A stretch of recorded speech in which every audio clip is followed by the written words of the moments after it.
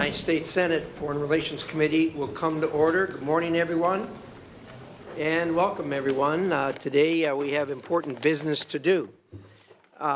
Before I start, I will tell everyone, those of you in the audience, we're so glad to have you here. Thanks so much for coming. This is a public hearing. It is also the official business of the United States of America, and as a result of that, the committee has a zero-tolerance policy for interruptions or for attempts by anyone in the room to communicate with somebody up here or the witness. So as a result of that, if you do disrupt, you will be arrested. You'll be banned for a year.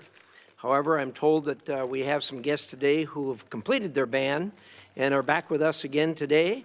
We hope you've had the time to think about your indiscretions and will behave yourself today. If you don't, as a persistent violator, you'll be banned for 3 years this time.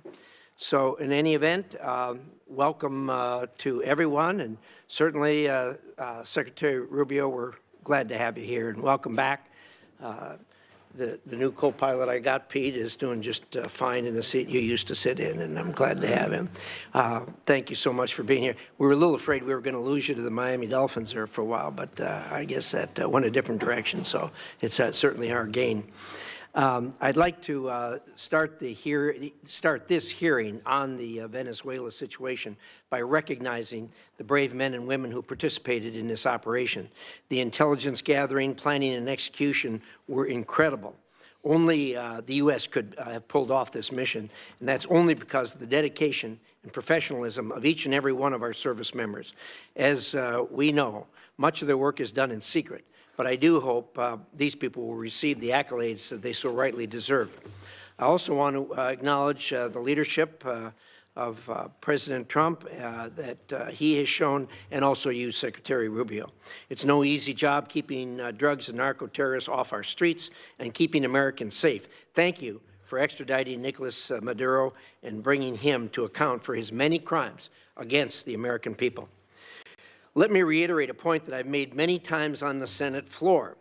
President Trump's actions against narco-terrorists and his capture of Maduro have made America safer. Every American should be thanking Donald Trump and Marco Rubio for what they have done. There are a lot of Americans today who wouldn't be alive if not for your commitment and dedication to stemming the flow of drugs into our country. The actions in Venezuela were limited in scope, short in duration, and done to protect U.S. interests and citizens. What President Trump has done in Venezuela is the definition of the President's Article 2 constitutional authorities as Commander-in-Chief, and wholly consistent with what other presidents' efforts and what they have done and actions they have taken to protect the American people from threats in our own hemisphere. In fact, President George H.W. Bush authorized similar, but much broader and more extensive military operations to arrest and bring Panama's Manuel Noriega to the United States to stand trial for drug-related charges. In that case, President Bush deployed more than 9,000 troops into Panama for more than a month. At the time, all leaders of the Senate, including Democrats, praised that move. Unlike in Panama, President Trump authorized a much more limited military action in Venezuela, with only about 200 troops inside the country for a couple of hours and a firefight that lasted less than 27 minutes, with no loss of life on the United States side, but significant casualties on the other side. This military action was incredibly brief, targeted, and successful.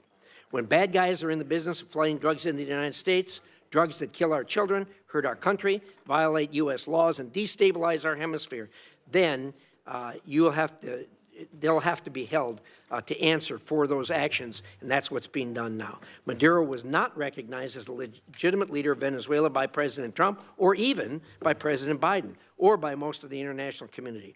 It is a service to the world that this illegitimate leader is no longer in power. Now the United States has a tremendous opportunity before us in Venezuela. Because of the complexity of this operation, there has been some confusion as to how it will be done. I've been impressed by the way you, Secretary Rubio, have explained the plan to me going forward right from the start. It is clear and it's doable. I know you'll lay that out for us here today. Venezuela's natural resources have frequently been used to bolster the economy of our adversaries, especially China. Through President Trump's actions, we have effectively cut off that supply, giving the United States tremendous leverage.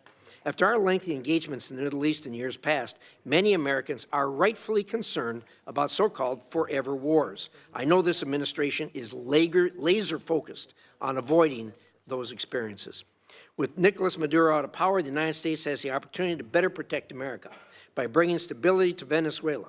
The country has a history of democracy, capitalism, and a respect for human rights. It is only during the last two dictatorships that it has lost these attributes. The Venezuelan people are not strangers to these concepts and long to have them reinstated.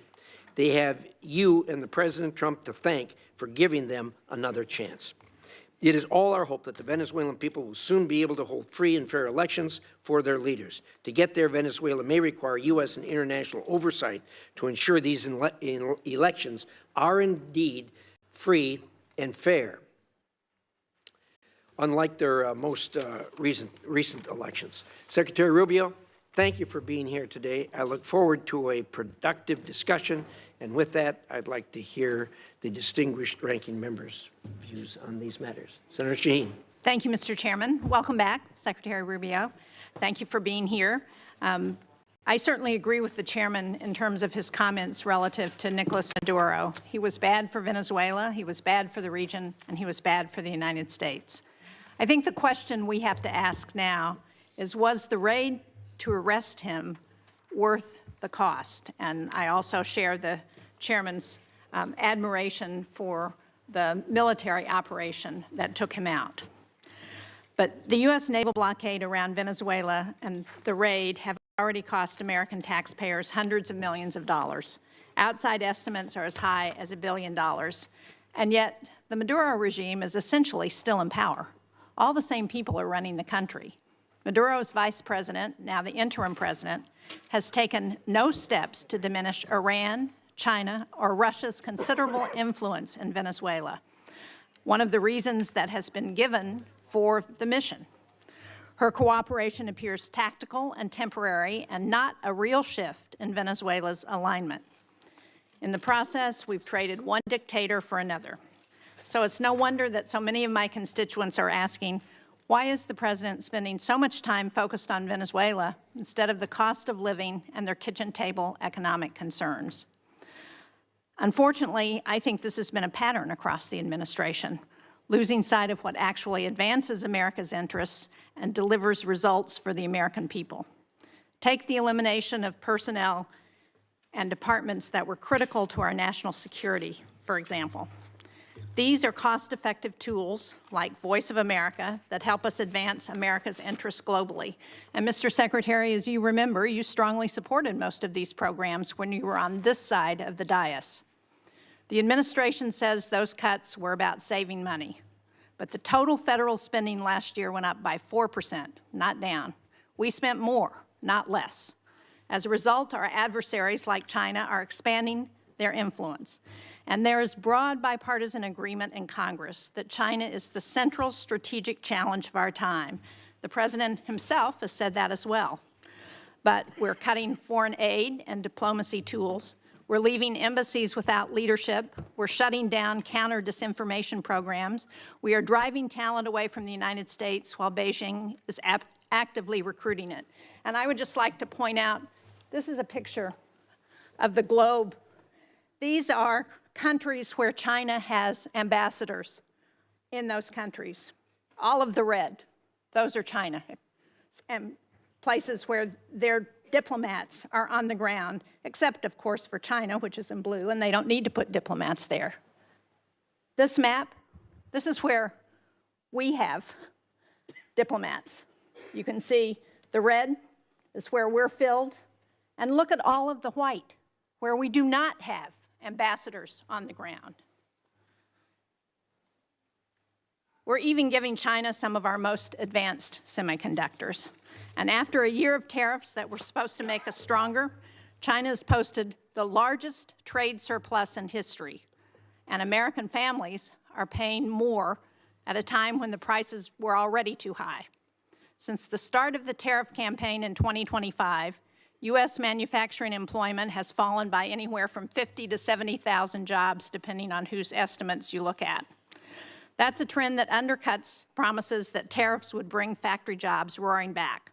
And instead of creating a united front against China, we're pushing our closest allies into their arms. Just look at Canada, whose business with the state of New Hampshire has been really critical. They recently cut a trade deal with China because they no longer view the United States as a reliable partner.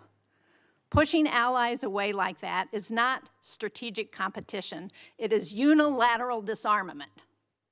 We see the same gap between rhetoric and reality in how this administration deals with other authoritarian regimes. At a time when Iran is violently cracking down on protests, the U.S. is coming to agreements to deport Iranians in this country back to Iran, people who will face persecution and interrogation by Iranian security forces. And yet President Trump told the Iranian people that help was on the way. But the United States has largely stood on the sidelines as the situation has deteriorated. Americans are right in thinking that the Trump administration is tougher on our allies than on most of our adversaries. I just returned from Denmark, where I met with Danish and Greenlandic leaders. Senator Coons was also on that trip. He led it. What I heard directly is that President Trump's threats to take Greenland have shaken public confidence in the United States to the core. And this from an ally who first recognized the new United States of America in 1792, has fought on our side in both world wars and in Afghanistan. And I heard from one Danish-American woman whose son holds both citizenships and is approaching conscription age, that she's worried that her son might one day be forced to choose between the two countries that he loves. That kind of fear would have been unthinkable 2 years ago, or 10 years ago, or 50 years ago. There is no strategic objective in Greenland that cannot be achieved through cooperation. The only thing these threats have accomplished is weakening trust in the United States. That trust is the foundation of our alliances. And at a moment when Russia is waging the largest land war in Europe since World War II, we should be strengthening allied unities. Instead, we're undermining it. European allies are worried about open conflict with the United States. Canadian trading partners are turning toward China instead of the U.S. And the constant threat of new tariffs raising prices and making it impossible for businesses to invest is ever present. So, from Venezuela to Europe, the United States is spending more, risking more, and achieving less. That does not project strength. It hands our adversaries exactly what they want. Thank you, Mr. Chairman. Thank you, Senator Shaheen. We're now going to hear from Secretary Rubio. After that, we'll do a round of 5-minute questions. And so with that, Secretary Rubio, welcome back to the committee. Love to hear what you have to say. Thank you. I appreciate it. And I'll be brief in my opening statement so we can leave more time for questions. I've submitted a written statement, but I'm not going to use it. I'm just going to talk to you guys for a few minutes. And all right, here we go. Suspend. You know the drill. Off to jail. That's a war crime. That's a one-year ban from the committee. Anyone who is a persistent violator will be banned for 3 years. So don't know whether the guy falls in that category. Looks like it. I hope after 3 years you'll find a more productive means of employment. Secretary Rubio, we have 2 hearings a week. You know, you seem to have a more robust following than most of our witnesses that come before us. But anyway. There'll be a couple more, so thank you for stopping the clock, but I appreciate it. So, and I know there's a lot of other topics you're going to ask me about, so we can talk about those, including the ones that Senator Shaheen just outlined. But let me just talk about Venezuela in particular. Please. I think we can talk, if you want. I'm sure your questions will be about what happened before and led up to in the operation. I want to focus my comments this morning on what happens now moving forward, because you're going to ask about the going back. And let me just say this. What is our goal going in? We had in our hemisphere a regime operated by an indicted narco-trafficker that became a base of operation for virtually every competitor, adversary, and enemy in the world. It was, for Iran, their primary spot of operation in the Western Hemisphere was Venezuela.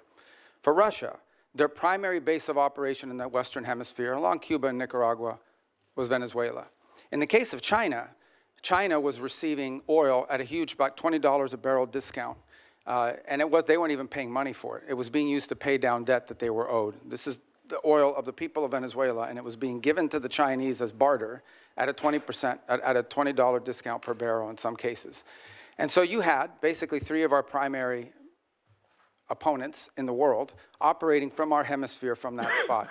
It was also a place where you had a narco-trafficking regime that openly cooperated with the FARC and the ELN and other drug trafficking organizations using their national territory. It was an enormous strategic risk for the United States, not halfway around the world, not in another continent, but in the hemisphere in which we all live. And it was having dramatic impacts on us, but also on Colombia and on the Caribbean basin and all sorts of other places. It was an untenable situation, and it had to be addressed. And it was addressed. And now the question becomes what happens moving forward. As I've described to you in previous settings and in individual conversations, we had three objectives here. The final, I'll work it backwards, because the end state here is we want to reach a phase of transition where we are left with a friendly, stable, prosperous Venezuela, and democratic, in which all elements of society are represented, and free and fair elections. By the way, you can have elections. You can have elections all day. But if the opposition has no access to the media, if opposition candidates are routinely dismissed and unable to be on the ballot because the government, those aren't free and fair elections. That's the end state that we want: free, fair, prosperous, and friendly Venezuela. We're not going to get there in 3 weeks. It's going to take some time. And so objective number one was stability. In the aftermath of the removal of Maduro, the concern was what happens in Venezuela. Is there civil war? Do the different factions start going at each other? Are 1 million people crossing the border into Colombia? All of that has been avoided. And one of the primary ways that it has been avoided is the ability to establish direct, honest, respectful, but very direct and honest conversations with the people who today control the elements of that nation, meaning the law enforcement, the government apparatus, et cetera. And one of the tools that's available to us is the fact that we have sanctions on oil. There is oil that is sanctioned that cannot move from Venezuela because of our quarantine. And so what we did is we entered into an arrangement with them. And the arrangement is this: on the oil that is sanctioned and quarantined, we will allow you to move it to market. We will allow you to move it to market at market prices, not at the discount China was getting. In return, the funds from that will be deposited into an account that we will have oversight over. And you will spend that money for the benefit of the Venezuelan people. Why was that important? Venezuela was running out of storage capacity. Okay? They were producing oil, they were drilling oil, they had nowhere to put it. They had nowhere to move it, and they were facing a fiscal crunch. They needed money in the immediacy to fund the police officer, the sanitation workers, the daily operations of government. And so we've been able to create a short-term mechanism. This is not going to be the permanent mechanism, but this is a short-term mechanism in which the needs of the Venezuelan people can be met through a process that we've created, where they will submit every month a budget of this is what we need funded. We will provide for them at the front end what that money cannot be used for. And they've been very cooperative in this regard. In fact, they have pledged to use a substantial amount of those funds to purchase medicine and equipment directly from the United States. As in fact, one of the things they need is dilutin, or dilutin, depending how you want to pronounce it. And that basically is the light crude that you need to mix with their heavy crude in order for the oil to be able to be mixed and moved. They used to get 100% of that from Russia. They are now getting 100% of that from the United States. So we're using that short-term mechanism both to stabilize the country, but also to make sure that the oil proceeds that are currently being generated through the licenses we'll now begin to issue on the sanctioned oil goes to the benefit of the Venezuelan people, not to fund the system that existed in the past. The second is a period of recovery. And that is the phase in which you want to see a normalized oil industry. Again, look, we've got plenty of oil. There's plenty of oil all over the world. Canada produces heavy crude, so it's not like Venezuela's oil is unique in that regard, despite the fact they have the largest known reserves in the world. It's not irreplaceable. But we understand that that is the lifeline. Their natural resources are going to allow Venezuela to be stable and prosperous moving forward. And so we have created what we hope to do is transition to a mechanism that allows that to be sold in a normal way, a normal oil industry, not one dominated by cronies, not one dominated by graft and corruption. To that end, the authorities there deserve some credit. They have passed a new hydrocarbon law that basically eradicates many of the Chavez-era restrictions on private investment in the oil industry. It probably doesn't go far enough to attract sufficient investment, but it's a big step from where they were 3 weeks ago. So that's a major change. We can address some of the other components, but I'll run out of time. But one of the parts of the transition phase, or the recovery phase, is beginning to create space for different voices inside of Venezuelan politics to have an ability to speak out. Part of that is the release of political prisoners. By some estimates, up to 2,000. They are releasing them. They are releasing them probably slower than I would like them to, but they are releasing them. And in fact, you're starting to see some of the people being released beginning to speak out and participate in political life in the country. We have a long ways to go. Look, we can talk in more detail about all of these things. Suffice it to say, I'm not here to claim to you this is going to be easy or simple. I am saying that in 3.5, almost 4 weeks, we are much further along on this project than we thought we would be, given the complexities of it going into it. And I recognize that it won't be easy. I mean, look, at the end of the day, we are dealing with people over there that have spent most of their lives living in a gangster paradise. So it's not going to be like from one day to the next, we're going to have this thing turn around overnight. But I think we're making good and decent progress. It is the best plan, and we are certainly better off today in Venezuela than we were 4 weeks ago. And I think and hope and expect that we'll be better off in 3 months, in 6 months, in 9 months than we would have been had Maduro still been there. So thank you. Well, thank you, Secretary Rubio. We'll now do a round of questions, 5 minutes each. I'd like to start, and I'd ask you to go, I understand we're not in a classified setting, but I think a lot of people had no understanding of the groundwork that was done before the actual action took place. I was incredibly impressed with what you told me about how you, the President, negotiated with parties there on the ground, particularly the parties who were going to be in charge after Maduro was removed. And I wonder if you could talk about that for a minute, understanding that we aren't in a classified setting. And I'd like to, if you could, say a few things about it. Well, one of the things I've come to maybe more fully appreciate than I didn't when I was here in the Senate was the number of contingencies that the Department of War plans for all over the world. The overwhelming vast majority of them will never come to fruition. But there's all kinds of contingencies that are planned for. And one contingency that had to be planned for is the fact that sitting in Venezuela with a $50 million reward on his head was an indicted narco-trafficker. In fact, I believe it's the largest reward we've ever issued for anybody. I'd remind everybody the Biden administration had a $25 million reward on an indicted narco-trafficker, the same person. And so, multiple administrations from both parties have wanted this man arrested. And one of the options the president had before him was the opportunity, if things didn't work out, to go in and remove this individual because he was wanted in a law enforcement operation. Now, obviously, a law enforcement operation against the de facto head of a regime is not as simple as going after some fugitive hiding in a closet somewhere. It required planning, and it required eliminating anything that was a threat to the forces that were going in to extract him. I want to be clear, and I'll share with you what I've shared publicly. We made multiple attempts to get Maduro to leave voluntarily and to avoid all of this because we understood that he was an impediment to progress. You couldn't make a deal with this guy. Okay? This guy has made multiple deals. He's broken every one of them. As a point of example, he made a deal with the Biden administration, and here was the deal that he made. It was a bad deal. We knew he wouldn't keep it. He made the following deal. Pardon my nephews, his nephews, who were convicted narco-traffickers, convicted already and serving time in jail. Pardon them. Pardon and release Alex Saab, who was his money man, his bag man, primarily in charge of the portfolio with Iran. Release these people. He, in turn, agreed to release some political prisoners, which he did. Many of them were subsequently exiled or rearrested, and that he would hold free and fair elections, which he did not. In fact, he basically disqualified Maria Corina Machado and any other candidate. And Edmundo Gonzalez ends up being the nominee for the opposition party simply because they forgot to ban him. And they forgot to put him on the ban list. And then despite that, he loses an election that everyone around the world recognizes as an illegitimate election. So he's made previous deals. In fact, he's broken so many deals, not even the Vatican has been willing to interact with Maduro in the past because he's broken so many of these deals. He's just simply not a guy you can make a deal with. He had no intent of keeping it. What he wanted to do was tap us along and buy 3 years of time until he could deal with a new administration that he thought may be more favorable, et cetera. He was an impediment to progress. None of the things we're talking about now, not the release of political prisoners, not the transition of the oil industry to a legitimate oil industry, not the erosion of Iranian, Russian, or Chinese influence. None of these things would have been possible as long as Maduro was there. And so this was one option that was available to the president after exhausting every other option to remove this individual from the scene.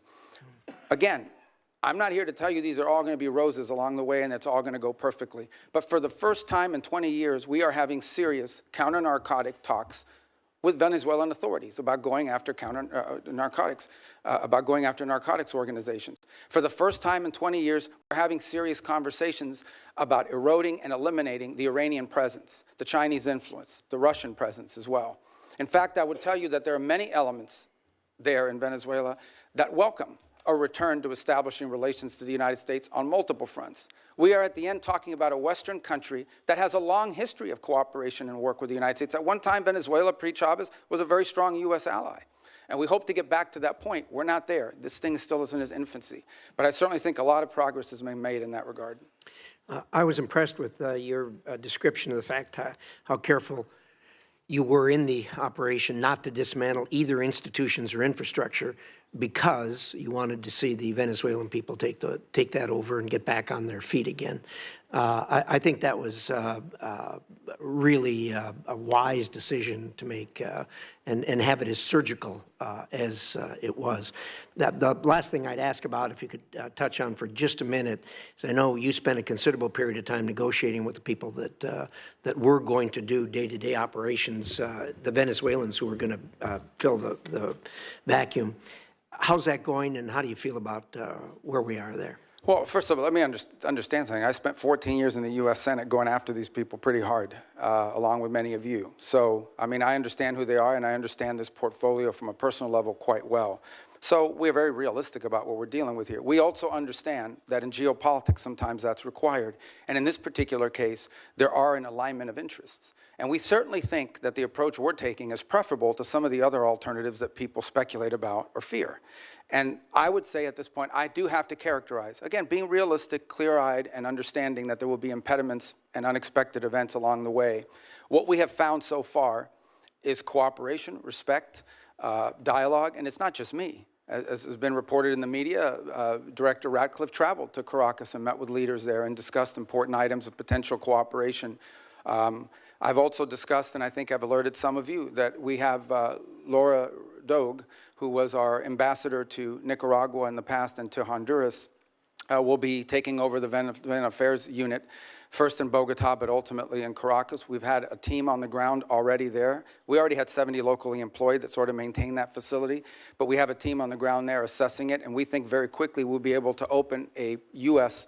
diplomatic presence on the ground, which will allow us to have real-time information and interact, by the way, not just with officials in the regime and with the interim authorities, but also interact with members of civil society, the opposition. We think we're going to be much further along when we get them along the way. They've been very cooperative on that front. Obviously, there's some hard asks along the way. We'll see what the response is to those. But whether it's General Kane with his counterpart, or Director Ratcliffe, or myself with Delcy Rodriguez, we've established what I think so far has been a very respectful and productive line of communication as we go through this stabilization phase and towards the recovery phase. But there's a lot of work to be done here, and you know, we ultimately are going to judge actions, not words, and that's what we're hoping to work towards. Well done, Senator Shaheen. Thank you. I'm pleased that we are looking at a diplomatic presence in Venezuela in the near future. I think that's very important. But the DEA has reportedly identified Delcy Rodriguez as a significant actor in the drug trade. Do you agree with that? And if you do, how are we to assure the American people that the money that's going to Venezuela is not going to any of the cartels or drug running? Yeah, and that, well, first of all, on the first point, I would say she's not indicted the way Maduro and his wife were. So I'm not going to speculate about newspaper articles and what law enforcement is working on. If, in fact, there were such an investigation, you know, I mean, that's something that we would speculate on. Suffice it to say that this was not a normal system. We all should stipulate to that, okay? That regime, as everyone understood, was held together by corruption. The glue that kept people together was not loyalty to Maduro. It was the fact that these 5 guys had 5 separate oil fields that were assigned to them. These people had drug routes. I understand that. So that's going to be I'm not defending the regime. In fact, I'm concerned that we haven't really changed the regime enough, and that America's dollars are still going to drug runners and to significant organizations who we don't want to have benefit from the funding that we're selling now of oil and providing to the Venezuelan Yeah, government. look, no, I acknowledge that we are dealing with, I told you, with individuals that have been involved in things that in our system would not be acceptable to us in the long term. By no means is our policy to leave in place something permanent that's as corrupt as you've described.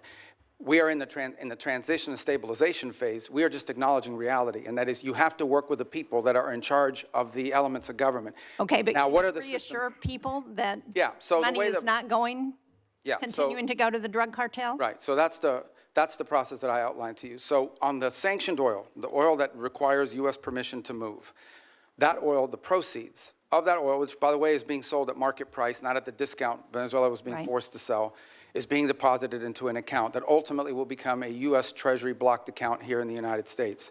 They will submit, we will at the front end say this is what this money can be spent on these things. We will submit to them. They will submit to us a budget request. We want to use this money for these things.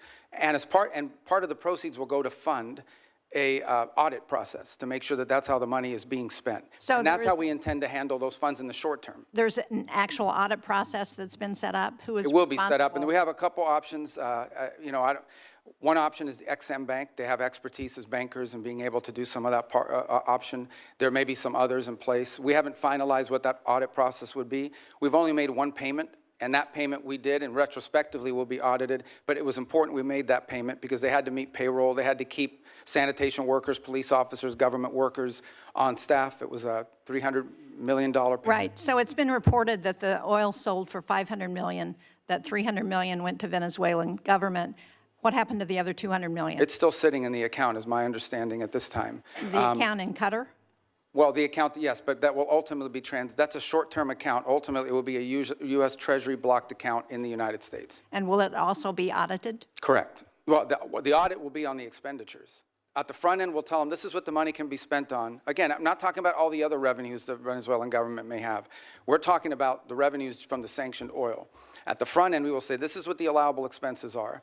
And then they will agree to fund, as part of the overall cost, they will pay for and fund an audit system acceptable to us to ensure that that's how the money was spent. And can you report to this committee once that audit system is set up? Oh, absolutely, yeah.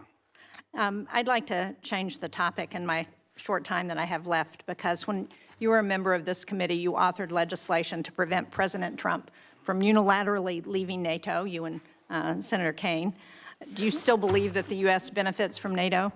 We do. I mean, the problem, but NATO needs to be reimagined as well in terms of the obligations. And this is not new to this president. Multiple presidents have complained about it. I agree. think this president just complains about it louder than other presidents. Well, I'm just trying to be clear, get a clear answer on where this administration stands relative to NATO, because it's been a very fuzzy message over the last year. And do you agree that we're stronger in confronting China when we do so with like-minded partners, and that China is still the #1 threat that we face in the United States? Yeah, but our like-minded partners have to have capability, and that's been part of the problem is the erosion in European defense capabilities, because they've taken vast amount of the monies that these are rich countries. And because of the NATO umbrella, it gave them the flexibility to spend a tremendous amount of their revenues on social programs and not on defense. Now, maybe that trend line will begin to change. Well, but it's it already needs begun to change, frankly, and thanks. And I think the president deserves credit for that, for the fact that there is now a commitment for 5% of GDP to be spent on defense. But part of that strength also comes not just from having the mechanism, the military might, but it also comes from the unity with our allies. And to the extent to which that unity is undermined, like the talk about Greenland and antagonizing Denmark, then it undermines NATO's ability. And the only people who are excited about that are Vladimir Putin and President Xi. Yeah, well, I would say that I think our alliances in NATO ultimately are something that's going to work out. Our partners understand the importance of the U.S. presence in NATO. Without the U.S., there is no NATO. And we understand that in order for NATO to be stronger, our partners need to be stronger. And one of the things we've explained to our allies in NATO is the United States is not simply focused on Europe. We also have defense needs in the Western Hemisphere. We have defense needs in the Indo-Pacific. And it will require us. We may be the richest country in the world, but we don't have unlimited resources. And as we reassign Exactly why we want to have allies and partners to help us as we're looking at conflicts around the world. And when we antagonize our allies and partners, and when we send Canada to do a trade deal with China instead of coming to New Hampshire or the United States, it weakens our ability to confront our adversaries. Yeah, but our allies have to be two things. They have to be willing to step up, but they also have to be capable of stepping up.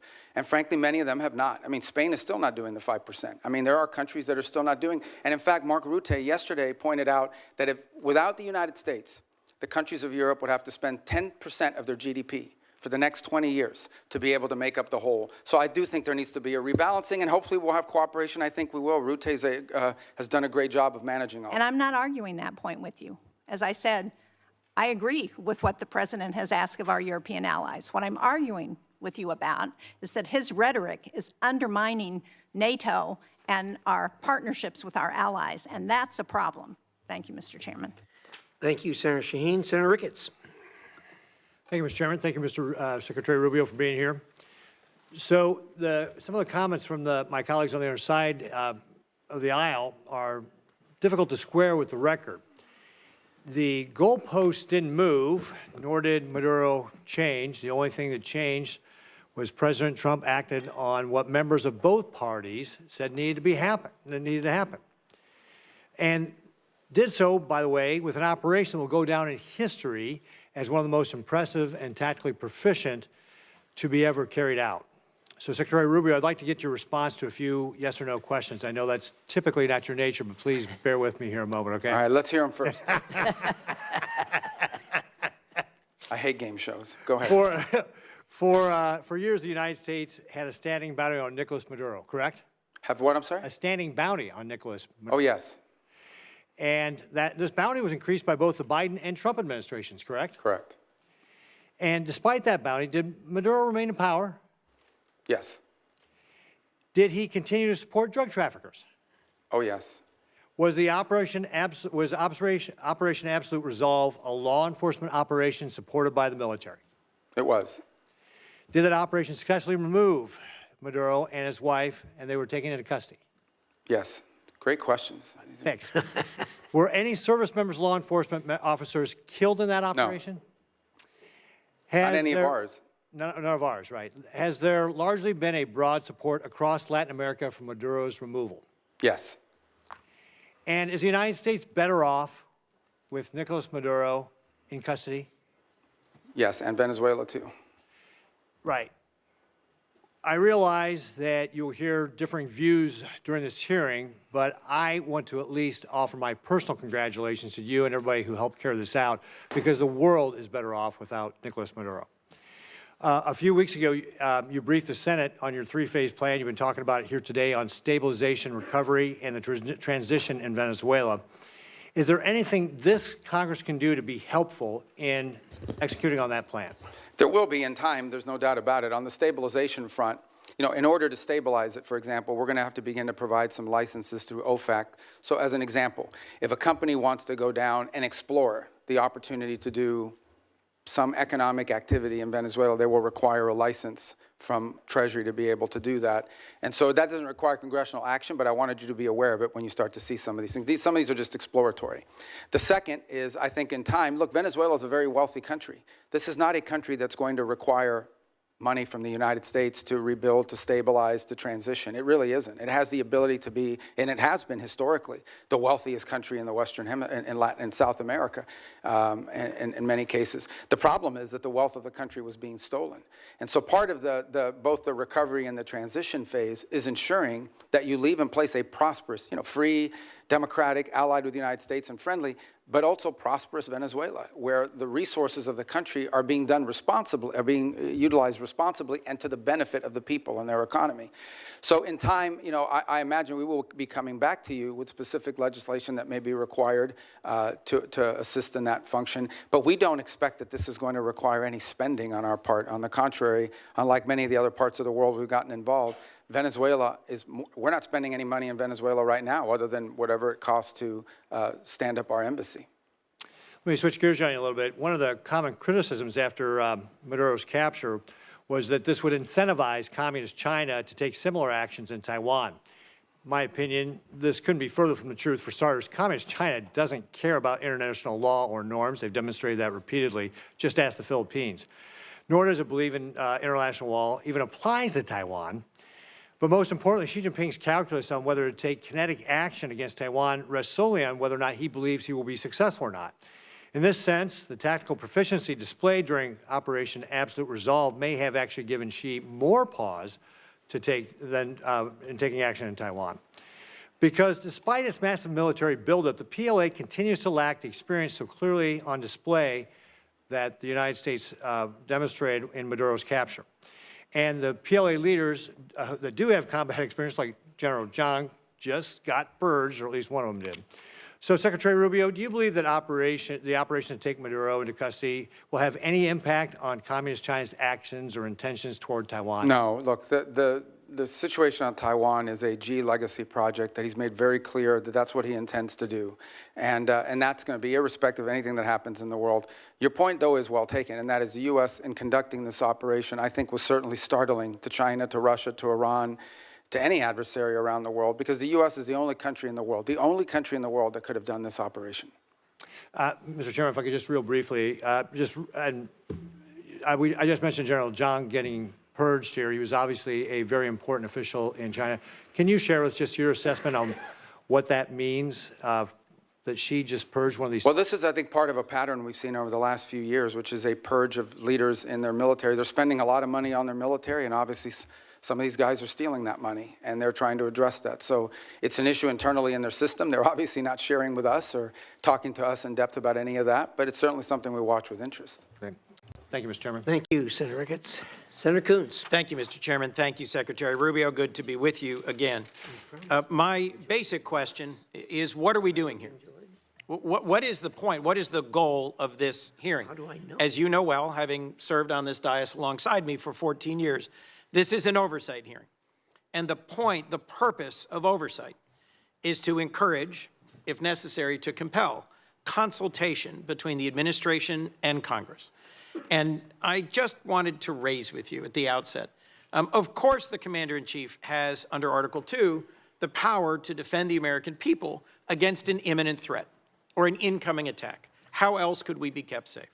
But our Article 1 power requires consultation. I'll agree with all of my colleagues. Nicolas Maduro's a bad guy. He was indicted. There was a bounty on his head over several administrations. His removal, flawlessly executed by American troops, thankfully none of them hurt, did cost the lives of 75 to 100 Venezuelans and Cubans, was a dangerous and high-risk maneuver. I am glad that it ended as well as it possibly could. But the point here that I want to make first is that it was rehearsed for months. The administration had a number of contingencies it was trying to navigate through. But over the course of months, when the administration was taking strike after strike after strike against drug trafficking boats, in several instances where senior leaders of the administration briefed this committee and others, we were told that military action to remove Maduro was not on the table, that the campaign to try and deter drug trafficking was not going to include the exact military action that followed. Yet it was being rehearsed. If there was time to practice, there was time to consult. And consulting with Congress is not just some high-minded principle, not some abstract thing, not a nice to have, it's a got to have. And look, the chairman opened by saying that this was limited in scope and duration, that it was executed flawlessly, and we should all be happy about the result. That much I agree with. But our president continues to threaten Delcy Rodriguez and the remnant of the Maduro regime with military force if they don't comply. We should know what are the policies, what is the path, what is the plan forward. You and I both know the long and painful history of wars that began and seemed to be resolved and then opened up into excruciating, expensive, years-long conflicts. In Iraq in particular, in Libya and elsewhere, things do not always go as planned. And so consultation with Congress that is truthful and forthcoming and transparent is critical. In your service in this body, you knew that, you experienced it. I was in the room as you held to account members of previous administrations for not coming forward as they should have. So, look, in order to avoid our men and women in our armed forces going into harm's way, doubting whether they have the support of the Congress, consultation, hearings, and deliberations are required. I understand the risk of leaks. That's a risk every administration takes. But at the end of the day, our framers entrusted the power of the declaration of war to this body, not to the executive. And where there is the time to consult, there has to be consultation. Second, I just wanted to talk about allies and alliances. I was just in Europe. I led a bipartisan delegation, as Senator Shaheen referenced, to Denmark. And our president's comments about NATO, about Denmark, and his attempts to coerce Denmark into giving up Greenland are appalling. They profoundly harmed our security. And I am asking you to do everything you can to reinforce our commitment to NATO. I was concerned that you just said NATO needs to be reimagined. Let's just be clear about the record. You know as well as I, Article 5 has only been invoked once, and it was in defense of us after we were attacked. Danes and soldiers from almost every other NATO ally deployed and served, fought and died. 52 Danes. And for me, the most emotional moment of my visit to Denmark was laying a wreath at the memorial to the Danes who served, fought, and died alongside Americans. So when our president says we never asked for anything from NATO, and they never gave us anything, and you suggest that they aren't carrying their weight, whether it's in bases, or in access, or in troops, or in service, it is allies that will keep us safe in the Indo-Pacific. Our treaty allies, Korea and Japan and Australia and the Philippines, are going to be critical to Indo-Pacific security against our principal threat, China. And in Europe, I'm worried that the very foundations of trust are being shaken. Our democracy depends on consultation with Congress that is truthful and timely, and the confidence of our allies depends on them knowing where we're going next. Today, an armada is steaming towards Iran. Our president is on social media threatening Iran, and I hope I can count on you, Mr. Secretary, to consult with us and inform us before our next actions, whether against Nigeria, Colombia, Cuba, Iran, or anywhere else. And I hope and believe that I can count on you to reinforce the sanctity of NATO, not to reimagine it, but to reinforce it. Thank you. Well, let me unpack the 3 points you touched upon: consultation, NATO, Greenland, alliances in Greenland. Let me tell you on the consultation. Look, this has been a point of tension, not just in this administration and Congress, but in multiple administrations. As you rightly pointed out, I was a big fan of consultation when I was sitting over there. Now, you know, it's a different job, different time. But it's not, that's not necessarily the point. This is a very unique situation that we faced here. The fact of the matter is that our mission, and the one you were briefed on and talked about, that mission remains ongoing, and that is the counter-narcotic mission that we continue to carry out in the, as controversial as it may be. You may not all be fans of it, obviously, but it is happening in the Eastern Pacific, and it is also happening in the Caribbean Basin. The problem is, or the good news is, there aren't a lot of drug boats moving in the Caribbean Basin anymore, and that's what we had briefed Congress upon. This specific mission that you've talked about, one of the reasons why you rehearse it is to see if it's even feasible, to basically go to the president and say, is this something that's even an option on the table? The truth of the matter is that this mission could not have been briefed to Congress because it wasn't even in the realm of possible until very late in December, when all of our efforts to negotiate with Maduro had failed, and the president was finally presented these options and made these decisions. It was also a trigger-based operation. It may never have happened. It required a number of factors to all align at the right place at the right time in a very limited window, and it wasn't even clear if it was ever going to be possible. There's also the aspect which I do not control, and that is deference to the Department of War on operational security. Despite the fact that we had kept this quite constrained, the truth of the matter is that this was leaked. We now know it was leaked by a contractor at the Department of War that, had it been published, would have endangered the lives of people and/or would have probably canceled the ability to carry out the mission. So this is a real tension, and one that I'm doing the best I can to try to manage within the constraints of two things: operational security and also decisions being made. There are multiple contingencies for events all over the world, including some that none of us think were ever going to come to fruition. And in this particular case, one of the reasons why you rehearse these things in advance is to know whether it's even possible. Is this even doable? And what are the risks associated with doing? So you can present options to the president, who ultimately makes these decisions. In the case of reimagining NATO, it most certainly has to be reimagined. And the reason why it has to be reimagined is not because its purpose is reimagined. Its capabilities have to be reimagined. Let me give you as a point of example. There's a lot of talk about security guarantees. And it's something that there's general agreement about now with the case of Ukraine. But those security guarantees basically involve the deployment of a handful of European troops, primarily French in the UK, and then a US backstop. But in fact, the security guarantee is the U.S. backstop. It is not and I'm not diminishing the fact that some countries in Europe are willing to place troops in a post-war Ukraine. What I'm pointing out is that is irrelevant without the U.S. backstop. And the reason why you need such a strong U.S. backstop is because our allies and our partners have not invested enough in their own defense capabilities over the last 20 or 30 years. Now, hopefully that's going to change. Hopefully that is changing. And in some cases and in some particular countries, it's already changed. But this is a fact that we cannot ignore.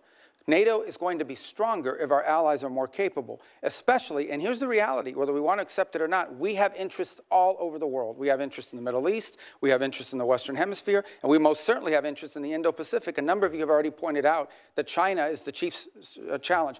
We can't have the same soldiers or the same ships in both Europe and in the Indo-Pacific. We have to pick. No matter how many ships we build, no matter how many capabilities we grow, we're going to have to make these adjustments. And the stronger our partners are in NATO, the more flexibility the United States will have to secure our interests in different parts of the world. That's not an abandonment of NATO. That is a reality of the 21st century and the world that's changing now. In the case of Greenland, I'll say we're in a good place right now. We had excellent meetings with the Secretary General of NATO. In fact, even as I speak to you now, there'll be some technical level meetings between us and our partners in Greenland and Denmark on this issue. And I think we have in place a process that's going to bring us to a good outcome for everybody. The President's interest on Greenland has been clear. It's a national security interest. It's a long-standing interest that predates this administration. It's one that our allies acknowledge is real. I think we're going to get something positive done. We're going to begin that process in a very professional, straightforward way. It begins today, and it'll be a regular process. We're going to try to do it in a way that isn't like a media circus every time these conversations happen, because we think that creates more flexibility on both sides to arrive at a positive outcome. And I think we're going to get there. And I thought it was noteworthy and important that despite your concerns, the President at his speech in Davos made very clear that the United States was not going to use force or military force in Greenland. So I think we're going to wind up in a good place. We got a little bit of work to do, but I think we're going to wind up in a good place. And I think you'll hear the same from our colleagues in Europe very shortly. Mr. Secretary, the Gang of Eight has never leaked. Senator, It is critical that you consult with Congress. For us to be safe, our allies have to trust us. And for this committee to do our work, we have to trust you. Let's work together to restore that. Thank you, Senator Coons. Senator McCormick. Mr. Secretary, thank you for being here. Defending American interests in the face of Russian, Iranian, and Chinese encroachment in the Western hemispheres, it's a key to the Trump corollary of the Monroe Doctrine. But Venezuela's new interim leader, in her public commentary at least, defends their ties to Russia, Iran, and the PRC, and had said this week had enough of U.S. interference. So beyond the oil leverage, which you talked about in your testimony, what steps is the administration taking to demand from the interim government to put incentives in place to ensure that they prevent malign actors, foreign terror organizations, and so forth from continuing to have influence and safe haven in Venezuela? Yeah, it's two. I mean, yes, there's leverage, and I wouldn't just say oil. I think anything that's sanctioned in Venezuela, will, in order for them to normalize it, will require cooperation with the United States. But it's not just leverage, it's also their national interest. It's an alignment of their interest. The truth of the matter is that the United States will be a far better partner for a future Venezuelan government that's free and democratic, and even for the current authorities, than some of the partners they've signed up with now. Frankly, we think it's not in Venezuela's interest to have an Iranian presence or the sale of Iranian weaponry or anything like that into their country. So I think there's alignment there.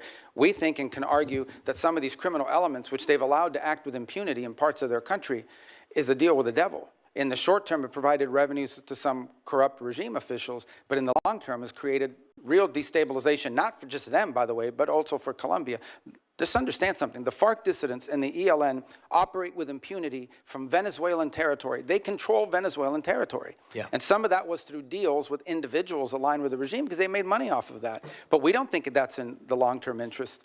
Do they agree? And what's been expressed to us by leaders of the interim authorities is that they agree. And now we're going to test it. Despite the public commentary, there's a recognition, you think, and progress. Look, we all have politics. Yeah. Even in places like that. Suffice it to say what I've said from the very beginning, and that is we are going to judge based on actions, not words. And that's going both ways. You can tell us you're going to do all these great things. If you don't do them, you didn't do them. Or you can say, I'm not going to do these great things, but if you do them, you did them. Good. And I think we can point to some things now that show you, just as an example. Think about it. Within 2.5 weeks of Maduro's removal, they passed reforms to the hydrocarbon laws, which basically roll back many of the Chavez-era restrictions on private ownership and investment in their country. It doesn't go far enough. It probably needs to do more, but that's extraordinary. That never would have happened 2 or 3 weeks ago. It certainly wouldn't have happened if Maduro was still there. So I think these are signs of progress. Do they still have political prisoners? They do. But many are increasingly being released every single day, and some are actually being released and beginning to speak out again. And we're going to watch very closely how they're treated and how that happens, because that'll be part of how we judge them and their actions. You touched on my second question, which is this long history of a very sordid history for outside investors coming into Venezuela. And the president and you had a meeting with our energy leaders in the Oval Office to talk about the opportunity to invest. And there was, worries about the safety of investing. What steps beyond what you just described in terms of the hydrocarbon law, security guarantees for workers, any sorts of certainty that investors are gaining, which is going to allow them to have the confidence to move on the opportunities of Venezuela? Yeah, I mean, the first step is some of these investors or potential investors need to get a license from OFAC to be able to even explore this. Then they need to be able to go down there and meet with people and see what's happening and make that determination. Here's what I would say. Venezuela has a lot of oil. They do. But there's a lot of oil in other places, too. Companies are only going to invest somewhere if they know we're going to invest, we're going to make our money back with a profit, and our land isn't going to be taken from us. And if you try to, there's a court we can go to and contracts we can enforce. That's the level of certainty that we're talking in terms of security. And that's part of this transition process. That's part of this recovery process, is to normalize their industry. Because if not, they'll just invest the money in Guyana, or they'll just invest the money in some other part of the world that has oil. They're not going to risk it. So it's to their benefit to have set up a normal, transparent process that encourages foreign investment, not just in oil, by the way, and other natural resources, but in other sectors of their economy. I mean, it's unlimited, whether it's retail, whether it's banking. I mean, a country that's prosperous and generating economic activity holds the promise of all sorts of economic activity. I'm going to try to squeeze in one more question, if I could, just in my remaining seconds. Just very briefly, we've heard such differing accounts, and the president has spoken strongly, you have as well, on the deaths in Iran and the horrible atrocities that are being committed. Can you give us some sense of, we see reports of thousands, tens of thousands. What's the State Department's best estimate of what's happened on the ground? Well, in the thousands for certain. And look, I think regimes, including that one in Iran, have learned that when you start shooting people in the head with snipers, it's effective. I mean, it works, and they've done it, and it's horrifying. And that's what we've seen. That regime is probably weaker than it has ever been. And the core problem they face, unlike the protests you saw in the past on some other topics, is that they don't have a way to address the core complaints of the protesters, which is that their economy's in collapse. And the reason why there's economies in collapse is because they spend all their money and all their resources building weapons and sponsoring terrorist groups around the world instead of reinvesting it back into their society. And as a result, have taken on massive global sanctions, which has isolated their economy and their country. And so that's what the Iranian people are demanding, is that they stop doing that and start caring about them and get these sanctions off them. And this regime is unwilling to do it. So the core challenge is the protests may have ebbed, but they will spark up again in the future, because this regime, unless they are willing to change and or leave, have no way of addressing the legitimate and consistent complaints of the people of Iran who deserve better. Very good. Thank you. Thank you. Senator Murphy. Thank you very much, Mr. Chairman. Listen, I think the scope of the project that you are undertaking in Venezuela is without precedent. You are taking their oil at gunpoint. You are holding and selling that oil, putting for now the receipts in an offshore Middle Eastern account. You're deciding how and for what purposes that money is going to be used in a country of 30 million people. I think a lot of us believe that that is destined for failure. And I know that you're telling us today just to be patient, but a month later, we have no information on a timetable for a democratic transition. Maduro's people are still in charge. Most of the political prisoners are in jail. And by the way, those that have been let out have a gag order on them from the government. The opposition leader is still in exile. This looks already like it is a failure. You say you're in serious talks, but as you note, the Venezuelans are great at being in serious talks. They almost never deliver. So I'm just going to give you my three questions and hope that you'll answer them, because I do think we want to try to understand how to judge the efficacy of this as time goes on, because I worry you won't be back before this committee anytime soon, and to understand whether this is just facilitating corruption. both in Venezuela and here at home. So here are my three questions. First, reports are that you've given no-bid licenses to two companies to sell Venezuela's oil. One of them is a massive donor to the president. To many Americans, that reeks. And so my question is, can you commit that partners for future sales are going to be chosen through a fair, open selection process? Second, if Delcy Rodriguez, who is an unelected leader, the head of Maduro's torture operation, is still in power 6 months from now, does that mean that your policy is a success or failure? How do we judge when we've had enough of Rodriguez? And third, in your testimony, you reserved the right to use force again in the future if the Venezuelan government isn't complying with your requests. So if, for instance, they refused to give you access to the oil in the future, if they said, we're just going to keep it for ourselves, would this cause you to consider military action? And do you concede that if you're using military action simply to try to compel cooperation from the government, you absolutely need congressional authorization for that? So if you can answer those three questions. So the first question was about the trading companies. The second is about Delcy still in power 6 months from now. 6 months from now. And the third is on the use of force. Yes. Okay. On the first one, the two traders. So here's the problem we faced. The problem we faced in the short term is they had no place to put oil.